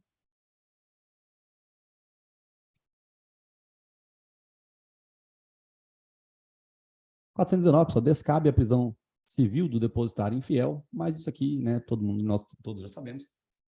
Debaixo disso daí deve ter a súmula vinculante número 26 ou número 23, né? Se não tiver, você coloca, mas é a logística lá da desclassificação, de que as pessoas não podem ser presas, né? A não ser que seja devedor de pensão alimentícia, tá? Vamos lá. 4, 2, 8. Não é tão importante também, não. É o TRF que decide o conflito entre o GCRIM federal e o Juizado Federal da mesma seção judiciária. Bom, 429, a citação postal controlada por lei exige aviso de recebimento. Enfim, isso aqui não é assim. A súmula 438, pessoal, faz muito tempo que não é cobrada. A súmula importante, tá? Súmula boa para ser cobrada, 438. É inadmissível a extinção da punibilidade pela prescrição da proteção punitiva com fundamento em pena hipotética, independentemente da existência de sorte do processo penal. Ó, presta atenção nessa explicação aqui. Larga os lápis, depois você presta atenção. Depois você presta atenção, é ótimo, mas você presta atenção agora. Ó, é o seguinte, gente, o que é pena hipotética? A pena hipotética é aquela que eu parto do pressuposto que a pena vai ser pequena no final. Então, olha só, eu vou ter aqui o fato, o recebimento da denúncia, a sentença condenatória e depois o trânsito em julgado. Então, eu imagino que, e nós todos sabemos, que a prescrição que é contada nesse período aqui é tudo levando em consideração a pena abstrata. Então, se a pena é de 1 a 4, eu vou olhar no artigo 109 de acordo com a pena máxima. Se a pena é de 1 a 4, eu vou olhar para o máximo 109. Certo? A pena é de 1 a 4, eu olho para o máximo 109. Só que chega no final, a hora que transitar em julgado mesmo, eu vou ter uma pena concreta. E a hora que eu tiver a pena concreta, vamos supor que ela seja de 11 meses. Então, o que vai acontecer? Com essa pena concreta, eu vou olhar tudo de novo para trás, para verificar se tem a retroativa. Então, eu olho para cá para ver se tem retroativa, eu olho para cá para ver se tem retroativa, eu olho para cá para ver se tem retroativa, eu olho para ver se tem a prescrição retroativa. Certo? Então, se eu já sei, se eu já imagino, se eu tenho praticamente certeza de que a pena lá no final vai ser pequenininha, e eu vou conseguir prescrição retroativa no começo, então para que eu vou chegar no final? Então a gente fala o seguinte, pô, se o cara furtou uma caneta, vamos supor que ele furtou uma caneta, eu já sei que a pena lá no final vai ser de 6 meses, vai. A prescrição vai dar em 3 anos, ele tem menos de 21, dá 1 ano e meio. Já está com quase 2 anos que ele cometeu esse furto. Cara, já vai dar prescrição retroativa. Então, eu nem vou continuar com o processo. Está escrito aqui nessa súmula, que não é bem assim. Por quê? Porque, olha só, não se admite essa extinção da punibilidade pela pressão da pretensão punitiva com fundamento em pena hipotética. Então, hipoteticamente, eu imagino que a pena vai ser pequena, independentemente da existência de sorte no processo. Sabe por quê? Porque pode ser que nós tenhamos uma mutatio libelli. Pode ser que aqui, ó, na audiência, porque aqui nós temos a audiência de discussão, debate e julgamento. Pode ser que aqui, no debate, pode ser que as testemunhas digam que, muito embora foi uma caneta, teve violência. Se teve violência, já muda tudo, porque já vira um roubo, certo? Então, eu não posso fazer uma prescrição, prescrição virtual, não, desculpa. Uma prescrição virtual. Eu não posso criar uma prescrição baseada numa hipótese. Eu acho que a pena vai ser pequena no futuro. Eu não posso fazer isso. Tá? Súmula 438. Também, se bem que isso aqui também é uma tese de acusação, não é uma tese de defesa, né? Mas é interessante nós entendermos por conta da logística aí da prescrição retroativa de novo. 439, pessoal, isso aqui é importante numa grave execução, né? Admite-se o exame criminológico pelas circunstâncias, pelas peculiaridades do caso. Então, a peculiaridade do caso é desde que em decisão motivada. Então, sempre, pessoal, não é abstrato que você determina ali a realização do exame criminológico. O final da súmula vinculante número 26 também menciona isso, tá? Que tem que ser devidamente fundamentado para que tenhamos essa realização do exame criminológico. Bom, 440, fixar a pena base do mínimo legal é vedado, ou seja, é proibido o estabelecimento de regime prisional mais gravoso do que o cabível em razão da sanção imposta com base apenas na gravidade abstrata do delito. Gente, isso aqui é muito importante, tá? Fixada a pena base do mínimo legal, é proibido o estabelecimento de regime prisional mais gravoso do que o cabível em razão da sanção imposta, com base apenas na gravidade abstrata do delito. Gente, isso aqui é justamente o que eu falei. Eu vou colocar, o cara pegou 5 anos, 10 meses, eu vou colocar ele fechado porque roubar é muito feio. As pessoas usam a violência para roubar. Isso é um absurdo. Por isso que ele vai ficar fechado. Não existe isso aí. Por quê? Porque a violência, ela está no crime de roubo mesmo. Então, ela é circunstância abstrata do crime. Certo? Ela já faz parte do crime em si. Então, eu não posso, de maneira alguma, colocar o cara no regime prisional por conta disso. Essa brincadeira, pessoal, essa súmula, ela define a mesma coisa que está escrito na súmula 718 e 719 do STF. Na mesma lógica, na mesma sintonia, tá? No mesmo contexto fático. Beleza? Gente, presta atenção, tá? Não é possível, ou seja, é vedado estabelecer regime prisional mais gravoso do que o cabível em razão da sanção imposta. A sanção imposta é o quê? 5 anos, 10 meses, 6 anos, 7 anos, 4 anos. O cara roubou alguém, a pena é de 4 a 10. Ele pegou 4 anos. Semi-aberto regime? Porque é gravoso? Não, é regime aberto. Porque o cara, a pena já é de 4 a 10 anos justamente porque é roubo. Se fosse furto, era de 1 a 4. Tá? Então, não é a circunstância abstrata do delito que vai fazer com que o cara fique no regime prisional pior. Tá bom? 441, gente. A falta grave não interrompe o prazo para obtenção de livramento condicional. Tá, isso aqui. Nós temos que saber primeiro o que é livramento condicional. Né? Livramento condicional é um benefício que você tem depois que você já cumpriu pena na cadeia. Aí o Estado confia em você e coloca você na rua. Aí o restante da pena você fica na sua casa. Esse período, né, em que você está adquirindo o direito de usufruir do livramento condicional é um período que, se você fizer cagada dentro da cadeia, não te prejudica. Tá? A falta grave não vai prejudicar o benefício do livramento condicional, salvo se for nos últimos 2 meses. Então, olha só, você tem aqui o que cumpriu uma pena, né? A pena está aqui. Enfim, a pena foi dosado, você, sei lá, pegou 18 anos. No final das contas, pegou 18 anos aqui. Aí você vai cumprir 18 anos. Esses 18 anos, se você cumprir um sexto, 6 anos, você vai passar os outros 12 em casa. Né? Nesses outros 12 aqui, você vai passar em casa. O que acontece? Beleza, maravilha. Essa parte aqui eu não vou explicar agora. Mas eu vou explicar a parte, né, da súmula 441. O que acontece? Durante esses 6 anos aqui, você pode fazer cagada. Você foi preso no dia 26 de abril. 26 de abril de 2023. Que dia que você vai sair de livramento? Daqui 6 anos. Então vai ser 2029. 2029. Vai ser dia 25, lá do dia 25 de abril de 2029, você vai sair. Se você fizer falta grave hoje, amanhã, você vai fazendo falta grave. Você vai continuar tendo o direito de sair de livramento condicional no dia 25 de abril de 2029. Você vai continuar tendo direito de sair lá na frente. A gente, eu nunca fiquei preso, né? Mas eu já fiquei preso no hospital, porque tipo, quando eu era criança, eu ficava muito internado. Só quem já ficou preso sabe o tanto que é bom você saber o dia que você vai sair. Nossa, quando o médico vinha, aquela alegria no peito, assim, será que vai dar alta hoje? Será que vai dar alta hoje? Eu era criança, eu lembro disso. Pelo amor de Deus, o crime não compensa não, gente. Acho que só se você for matar alguém mesmo, né? Se for matar alguém que cagou com a tua vida, aí acho que deve compensar. Mas do contrário, velho.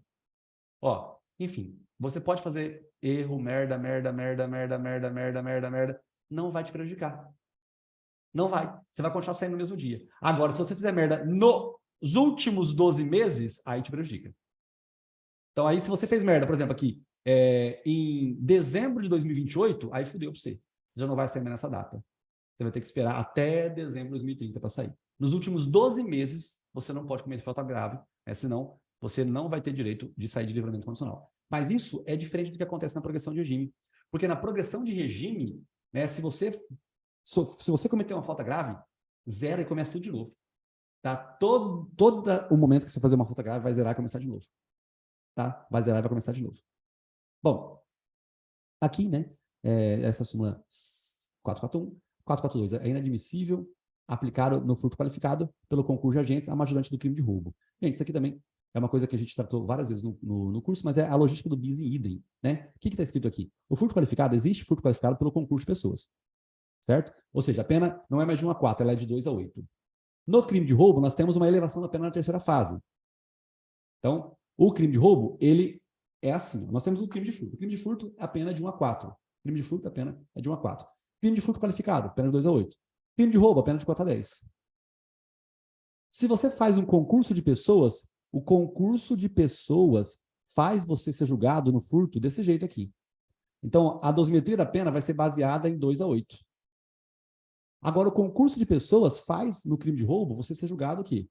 Isso aqui, 4 a 10. Mantém igual. Mantém igual. No roubo, mantém. No furto, trocou de 1 a 4 para 2 a 8 o concurso de pessoas. No roubo, o concurso de pessoas vai aumentar a pena aqui na terceira fase. Ó, eleva a pena na terceira fase. Então, isso aqui não pode acontecer aqui em cima no crime de furto. Por quê? Porque no crime de furto, o concurso de pessoas já mudou a pena inteira. Tá? Seria bis in idem. Então, teve que existir uma súmula dessa, né, para comprovar o óbvio. Tá bom? É inadmissível aplicar no furto qualificado para concurso de pessoas a majorante do roubo. Súmula 443. O aumento na terceira fase da aplicação da pena no crime de roubo circunstanciado exige fundamentação concreta, não sendo suficiente para a sua exasperação, pessoal, é a continha pela fração, tá? É elevar pela fração, a mera indicação do número de majorantes. Está escrito o que aqui? Está escrito sim. O número de majorantes é aquilo que está escrito no crime de roubo. Olha só, o crime de roubo ele tem várias majorantes. 157. Nós temos várias majorantes. Ó. Tudo isso aqui é majorante.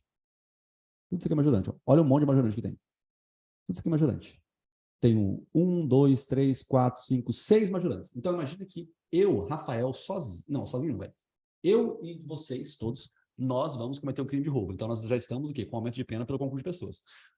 Nós vamos colocar a vítima no porta-mala. Nós vamos levar o carro dela para outro país. Certo? Ela, na verdade, o porta-mala está aqui. Ela está carregando muito dinheiro, porque a gente sabe que ela ganha na Mega Sena. A gente está com arma de fogo. Não, arma de fogo não, arma branca. Beleza. Então, nós fizemos o quê? Nós fizemos 4 causas majorantes no crime de roubo. Então, olha só, eu e vocês, aqui no artigo 157, tá? Nós fizemos o inciso 2, o inciso 3, o inciso 4, o inciso 5 e o inciso 7. Então, eu e vocês, nós fizemos aqui, olha quanto, 1, 2, 3, 4, 5 casos de majorante. São 5 casos que elevam a pena na terceira fase dos limites da pena. O Asdrubal, ele sozinho, ele sem nada disso aqui, né, só com uma arma de fogo, ele deu 3 tiros na vítima, um no ombro, outro no ombro e um no joelho. Então, o cara, ele usou o quê? Ele só usou o inciso 7. Qual a pena que vai ser maior, a nossa ou a dele? A dele. Porque não é a quantidade de majorantes que vai definir a pena, e sim a circunstância concreta do crime. Nós aqui, do jeito que eu falei, a gente não machucou a vítima. A gente levou o carro para outro país, a vítima ficou de boa. Esse caso aqui não, o cara meteu bala no cara. Usou de violência. Esse aqui, violência. Ele só teve uma agravante, só uma agravante. Mas a pena dele vai ser maior que a nossa. Nós tivemos várias agravantes. A nossa pena vai ser menor que a dele. Tá? Então, isso, pessoal, que está escrito aqui, né, na súmula 443 do STJ. Ó, o aumento na terceira fase de aplicação da pena no crime de roubo circunstanciado exige fundamentação concreta, não sendo suficiente para a sua exasperação a mera indicação da quantidade de majorantes. Certo? Então, isso aqui é muito importante, essa súmula 443 do STJ. Gente, isso aqui é muito importante também por conta do crime de droga, né? Na lei de drogas, nós temos o artigo 40, que tem as majorantes lá também. A mesma coisa acontece. Aqueles casos lá, não é a quantidade de majorantes que vai fazer com que a pena fique maior, e sim a situação concreta. Tá bom? Mesma coisa, pessoal. Bom, é sempre a situação concreta, pessoal.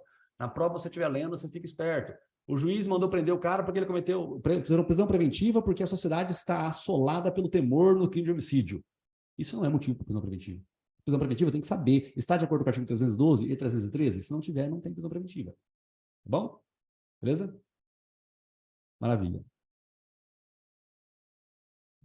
444, pessoal. Essa aqui, né? Se você não tiver aí debaixo a anotação da Lei 8.069 com risquinho em cima, você merece uma cotovelada no nariz, um dedo no olho e agulha entre o dedo e a unha.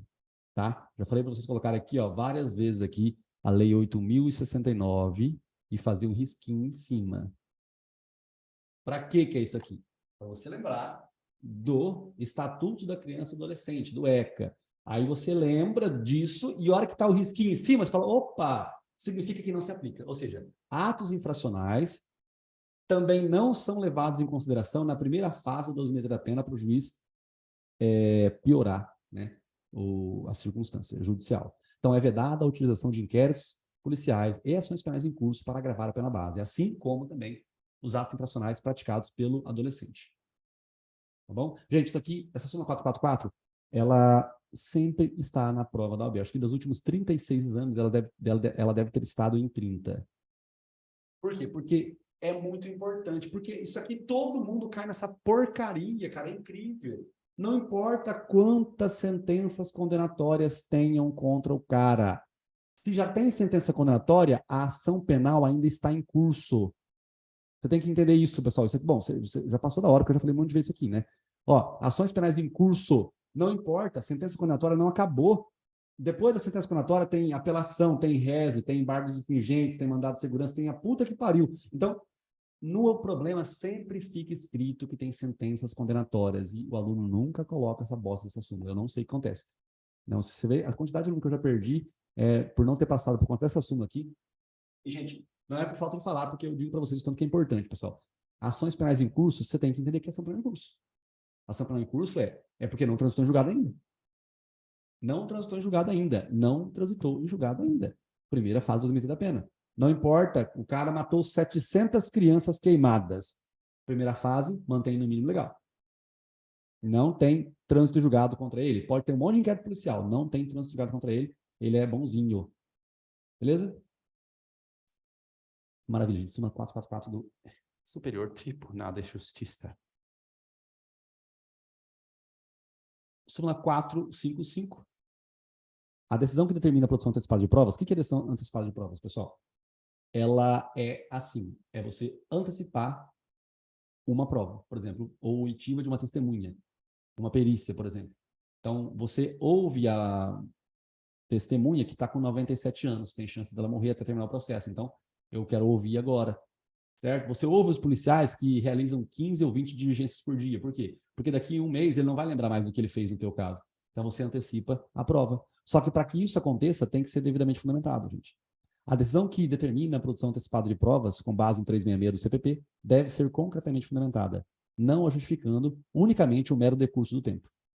Tá? Então, tem que ser devidamente fundamentado. O cara vai esquecer, a senhora está internada para morrer. Então, isso é devidamente fundamentado. Lembrando também, pessoal, que na prova, não sei como que eles vão escrever no problema, mas às vezes eles colocam que teve que antecipar, e aí, enfim, o réu acabou não conseguindo ouvir aquela testemunha por conta da antecipação da prova. Nulidade. Tá? Ele tem que ter tido direito de ouvir a testemunha. Não sei como é que vai estar no problema, mas certeza que a tese vai ser essa. Sempre que tiver testemunha envolvida, o réu foi ouvido antes da testemunha, a testemunha teve carta precatória na puta que pariu, não intimaram ele, não da data, mas nem da expedição da carta precatória. Problema de contraditório para a defesa sempre tem ali na audiência. O réu não foi instruído pelo advogado dele antes de entrar na audiência, problema de contraditório, problema de instrução. Ele tem que ser instruído antes de entrar na audiência. Tá? Ele tem que conversar com o advogado dele para ver como é que ele se comporta dentro da audiência. Beleza? Maravilha. Súmula 471, pessoal, ela é bem velha já, tá? Mas, vamos lá. O que está escrito nessa súmula aqui? Ó, os condenados por crimes hediondos ou assemelhados cometidos antes da vigência dessa lei de 2007, sujeitos ao disposto no artigo 112, para a progressão de regime prisional. Assim, essa súmula, ela não está mais correta, por quê? Porque esse artigo 112, ele é o 112. Acontece que alterou completamente o que está escrito nele aqui. Tá? Na verdade, deixa eu ver como que ficaria melhor para a gente lembrar o que está escrito nessa súmula. Vocês têm essa súmula no vademecum de vocês ainda? Ó, o que está escrito nessa súmula? Na verdade, não importa o que está escrito nela. O que importa é o que eu vou desenhar aqui agora, depois a gente lê e tenta ver o que a gente consegue aproveitar nessa súmula. Ó, é o seguinte. Até 2006, na verdade, né, era assim. Você tinha crime comum que progredia de regime com o sexto, e você tinha crimes hediondos que não tinham progressão de regime. Mas por não ter progressão de regime, aplicava-se analogicamente os crimes comuns. Então, os crimes hediondos eles progrediam com um sexto também. Então, até 2006, quem cometia crime hediondo progredia com um sexto. Acontece que entrou em vigor em 2007, uma logística lá na lei, de crimes hediondos, em que os crimes hediondos teriam progressão de regime. Então, teve que o crime comum mantinha com o sexto, os crimes hediondos seriam com 2/5 se fosse primário réu e 3/5 se ele fosse reincidente. Então, de 2007 até 2020, era isso aqui que aplicava. Mas, gente, é sempre na data do fato, tá? De acordo com o artigo 4º do Código Penal, você leva em consideração o tempo do crime, a data da ação. Então, se o cara cometeu um crime antes de 2007, a progressão de regime dele, não importa o tipo do crime, tinha que ser com o sexto, porque é mais benéfico para ele.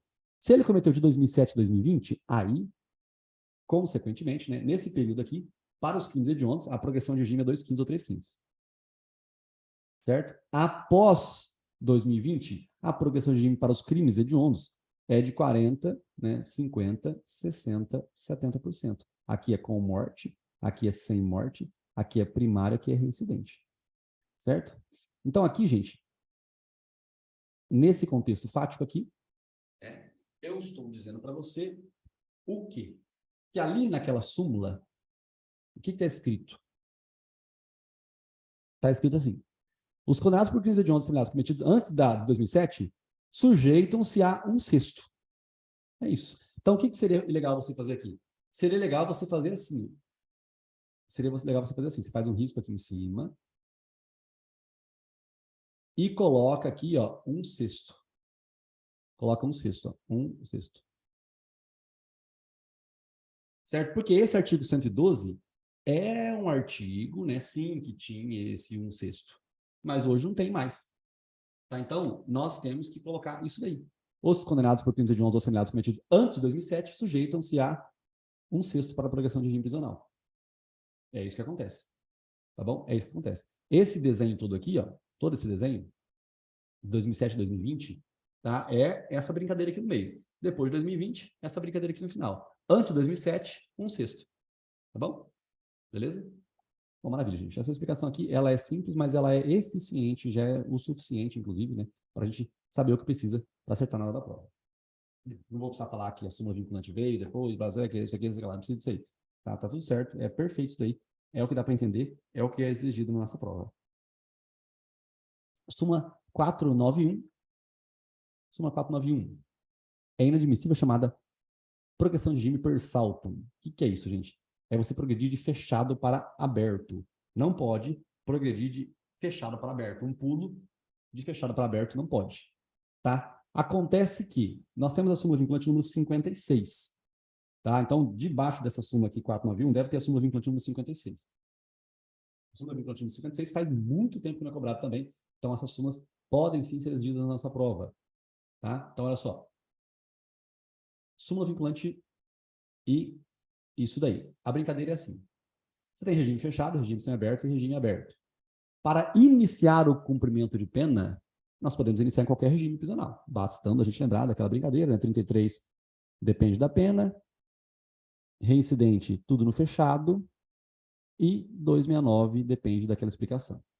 Tá? Tudo aqui é com relação ao início do cumprimento da pena. Lembrando que o crime hediondo também respeita, né? Artigo 5º, XLVI, né? Que é o princípio da individualização da pena. Sempre respeitando, mesmo sendo crime hediondo, você tem que respeitar essa brincadeira aqui. Tá bom. Agora é o seguinte: às vezes você está no regime fechado. Às vezes você está no regime fechado. O que acontece? Estando no regime fechado, você tem direito de progredir uma hora para o semiaberto. Certo? Só que se não tiver vaga no semiaberto, o que vai acontecer? Você não pode ficar no regime prisional pior do que aquele estabelecido pela lei. Então você vai ter que ficar o quê? Você não pode continuar no fechado, você tem que vir para o aberto. Então,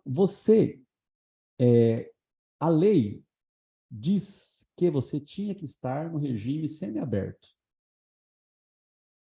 A lei diz que você tinha que estar no regime semiaberto, depois que você conseguiu progredir de regime. Só que o fato mostra, né, que você está no regime aberto, porque não tinha vaga, então você está no aberto. Você está no aberto, de fato, mas deveria estar no semiaberto. Certo? Deveria estar no semiaberto. Acontece que, às vezes, você está no aberto e pede para progredir de regime para o aberto. Como assim, Rafael? Uai, eu já estava no aberto, não estava? Estava no aberto. Eu estava no aberto porque não tinha vaga no semiaberto. Mas agora, né, que passou um tempão que eu estou no aberto, eu já tenho direito também de vir para o aberto. Porque eu só estava no aberto porque não tinha vaga no semi. Agora que se abrir vaga no semi, eu estou ferrado, tenho que voltar para o semi. Então, às vezes, eu estou no aberto, de fato, pedindo para ir para o aberto de direito. Isso acontece por quê, Rafael? Isso acontece por conta de que eu não posso ser colocado no regime prisional pior do que aquele estabelecido pela própria lei em si. Tá bom? Então, isso aqui é muito importante, pessoal, a gente entender. Eu pedi para riscar aquela lei lá na 471 e colocar um sexto. Foi isso que eu pedi. Aqui, pessoal, na súmula 471, eu pedi para você riscar aquele pedação aqui, né? Simplesmente riscar e colocar um sexto, que é para lembrar que aquela pessoa cometer crime hediondo ou semelhante antes de 2007, progride para o regime com um sexto. Tá bom? Essa é a súmula 491. Nela, nós temos a logística de que ninguém vai ficar no regime prisional pior do que aquele estabelecido pela lei. Na verdade, aqui é a acumulação, né, dessa súmula 491 com a súmula vinculante número 56. Era admissível a progressão per salto, ou seja, você não pode progredir de fechado para aberto, mas às vezes você foi para o semiaberto, mas não tinha vaga, então você tem que falar o quê? No aberto. Então isso não é progressão per salto. Tá? Agora, regressão per salto não tem. Se você for colocado no aberto, mas fez cagada, vai para o fechado. Certo?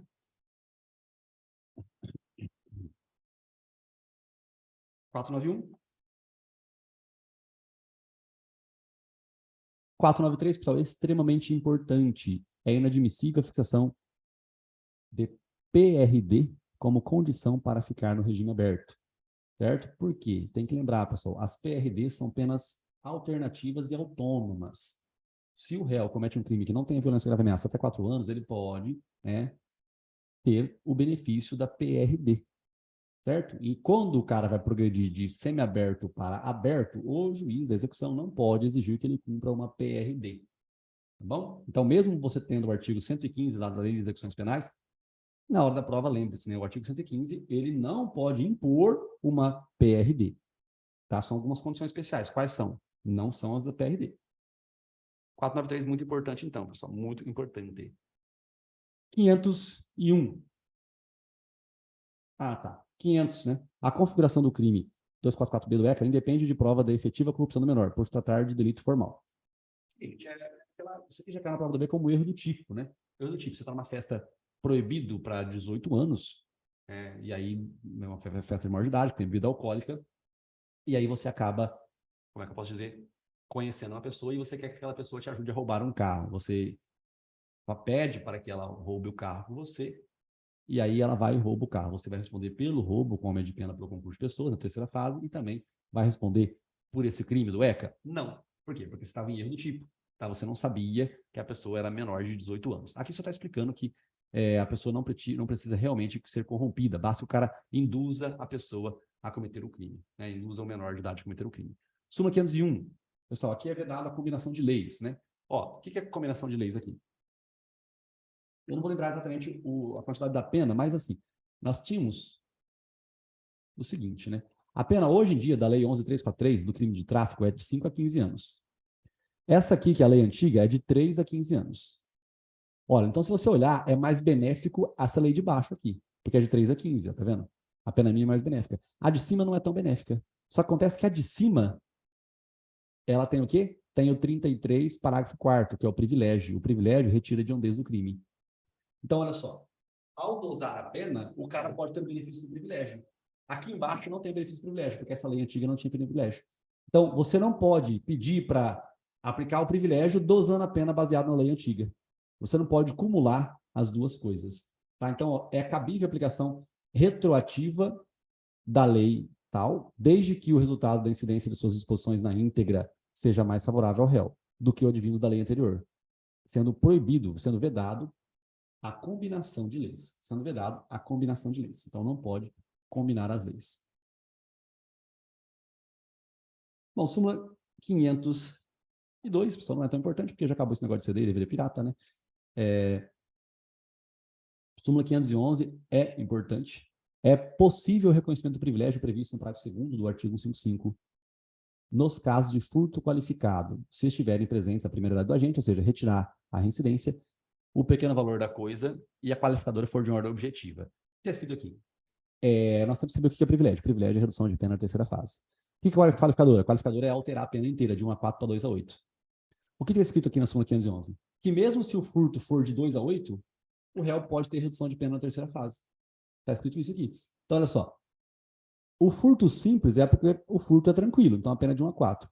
O furto qualificado é porque não é tão tranquilo, a pena é de 2 a 8. Certo? Só que em ambas as situações, o juiz vai dosar a pena. Em ambos os casos, ele vai dosar. E em ambos os casos, pode ter aplicação do benefício, né, do privilégio, que é reduzir a pena na terceira fase, uma fração bem grande. Certo? Em ambos os casos pode ter. Só que a única coisa é que a qualificadora, aquilo que fez a pena tornar de 1 a 4 para 2 a 8, a qualificadora, ela tem que ser de ordem objetiva. O que significa isso aqui? Você tem que ter rompido um obstáculo, você tem que ter falsificado uma chave, você tem que ter usado a destreza, você tem que ter subido um muro, feito um buraco. Você não pode ter abusado da confiança do seu empregador. Porque abusar da confiança do seu empregador é uma questão de ordem subjetiva. Então, aí não vai ter o benefício do privilégio. Tá? O privilégio, pessoal, né, bastando a gente olhar o parágrafo 2º, ele se aplica também no estelionato, se aplica na apropriação indébita, desde que o réu seja primário e a coisa seja de pequeno valor. Gente, lembrando que coisa de pequeno valor é até um salário mínimo. Isso é pequeno valor, isso é redução de pena na terceira fase. Agora, princípio da insignificância, até 10% do salário mínimo, salvo no caso de descaminho, que é 20 mil reais. Então, é muito importante a gente levar isso em consideração, por quê? Porque na prova, você vai ter o princípio da insignificância para alegar, mas não só ele. Além do princípio da insignificância, caso Vossa Excelência não entenda, pela atipicidade da conduta, que pelo menos acolha a redução de pena na terceira fase pelo privilégio. Então, eu sempre tenho que ter as duas teses. Se eu pedir a insignificância, eu não posso deixar de pedir também, né, o privilégio. A insignificância é porque não tem pena nenhuma, mas e se o juiz não acolher? E pelo menos ele reduza, né, na terceira fase pelo privilégio. Tá bem?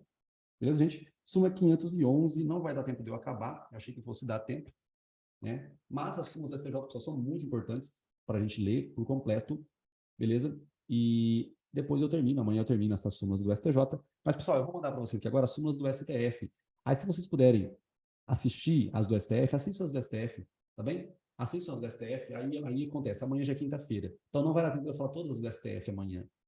Então, eu vou escolher algumas muito importantes, mas vocês assistam agora já as do STF, eu já passei outras opiniões, mas eu passo agora, vocês assistam do STF, falta um pouco de dias para a prova, acho que compensa você ralar bastante, e aí eu acabo usando o tempo para tratar alguns exercícios mais difíceis, ou trazer umas teses diferentes, a gente brincar mais com aquilo que eu acho que pode nos ajudar bastante. Acho que as aulas da semana foram bem ricas em conteúdo, tanto da lei especial, tanto quanto das súmulas, né? Abstrair todo esse conteúdo não é fácil, mas muitas coisas, pessoal, que nós vimos aqui foram repetições do que nós vimos ao longo do curso, tá bom? Então, eu vou encaminhar as do STF, vocês, por favor, assistam as do STF também, ainda hoje, é só aumentar a velocidade e pautora, tá bom? Beijo, Marco, foco para o STF, para depois de um estudo. E se você não é aluno meu e está assistindo essa aula, não deixa de seguir o canal aí e dar uma curtidinha no vídeo. Tamo junto, gente. Até amanhã.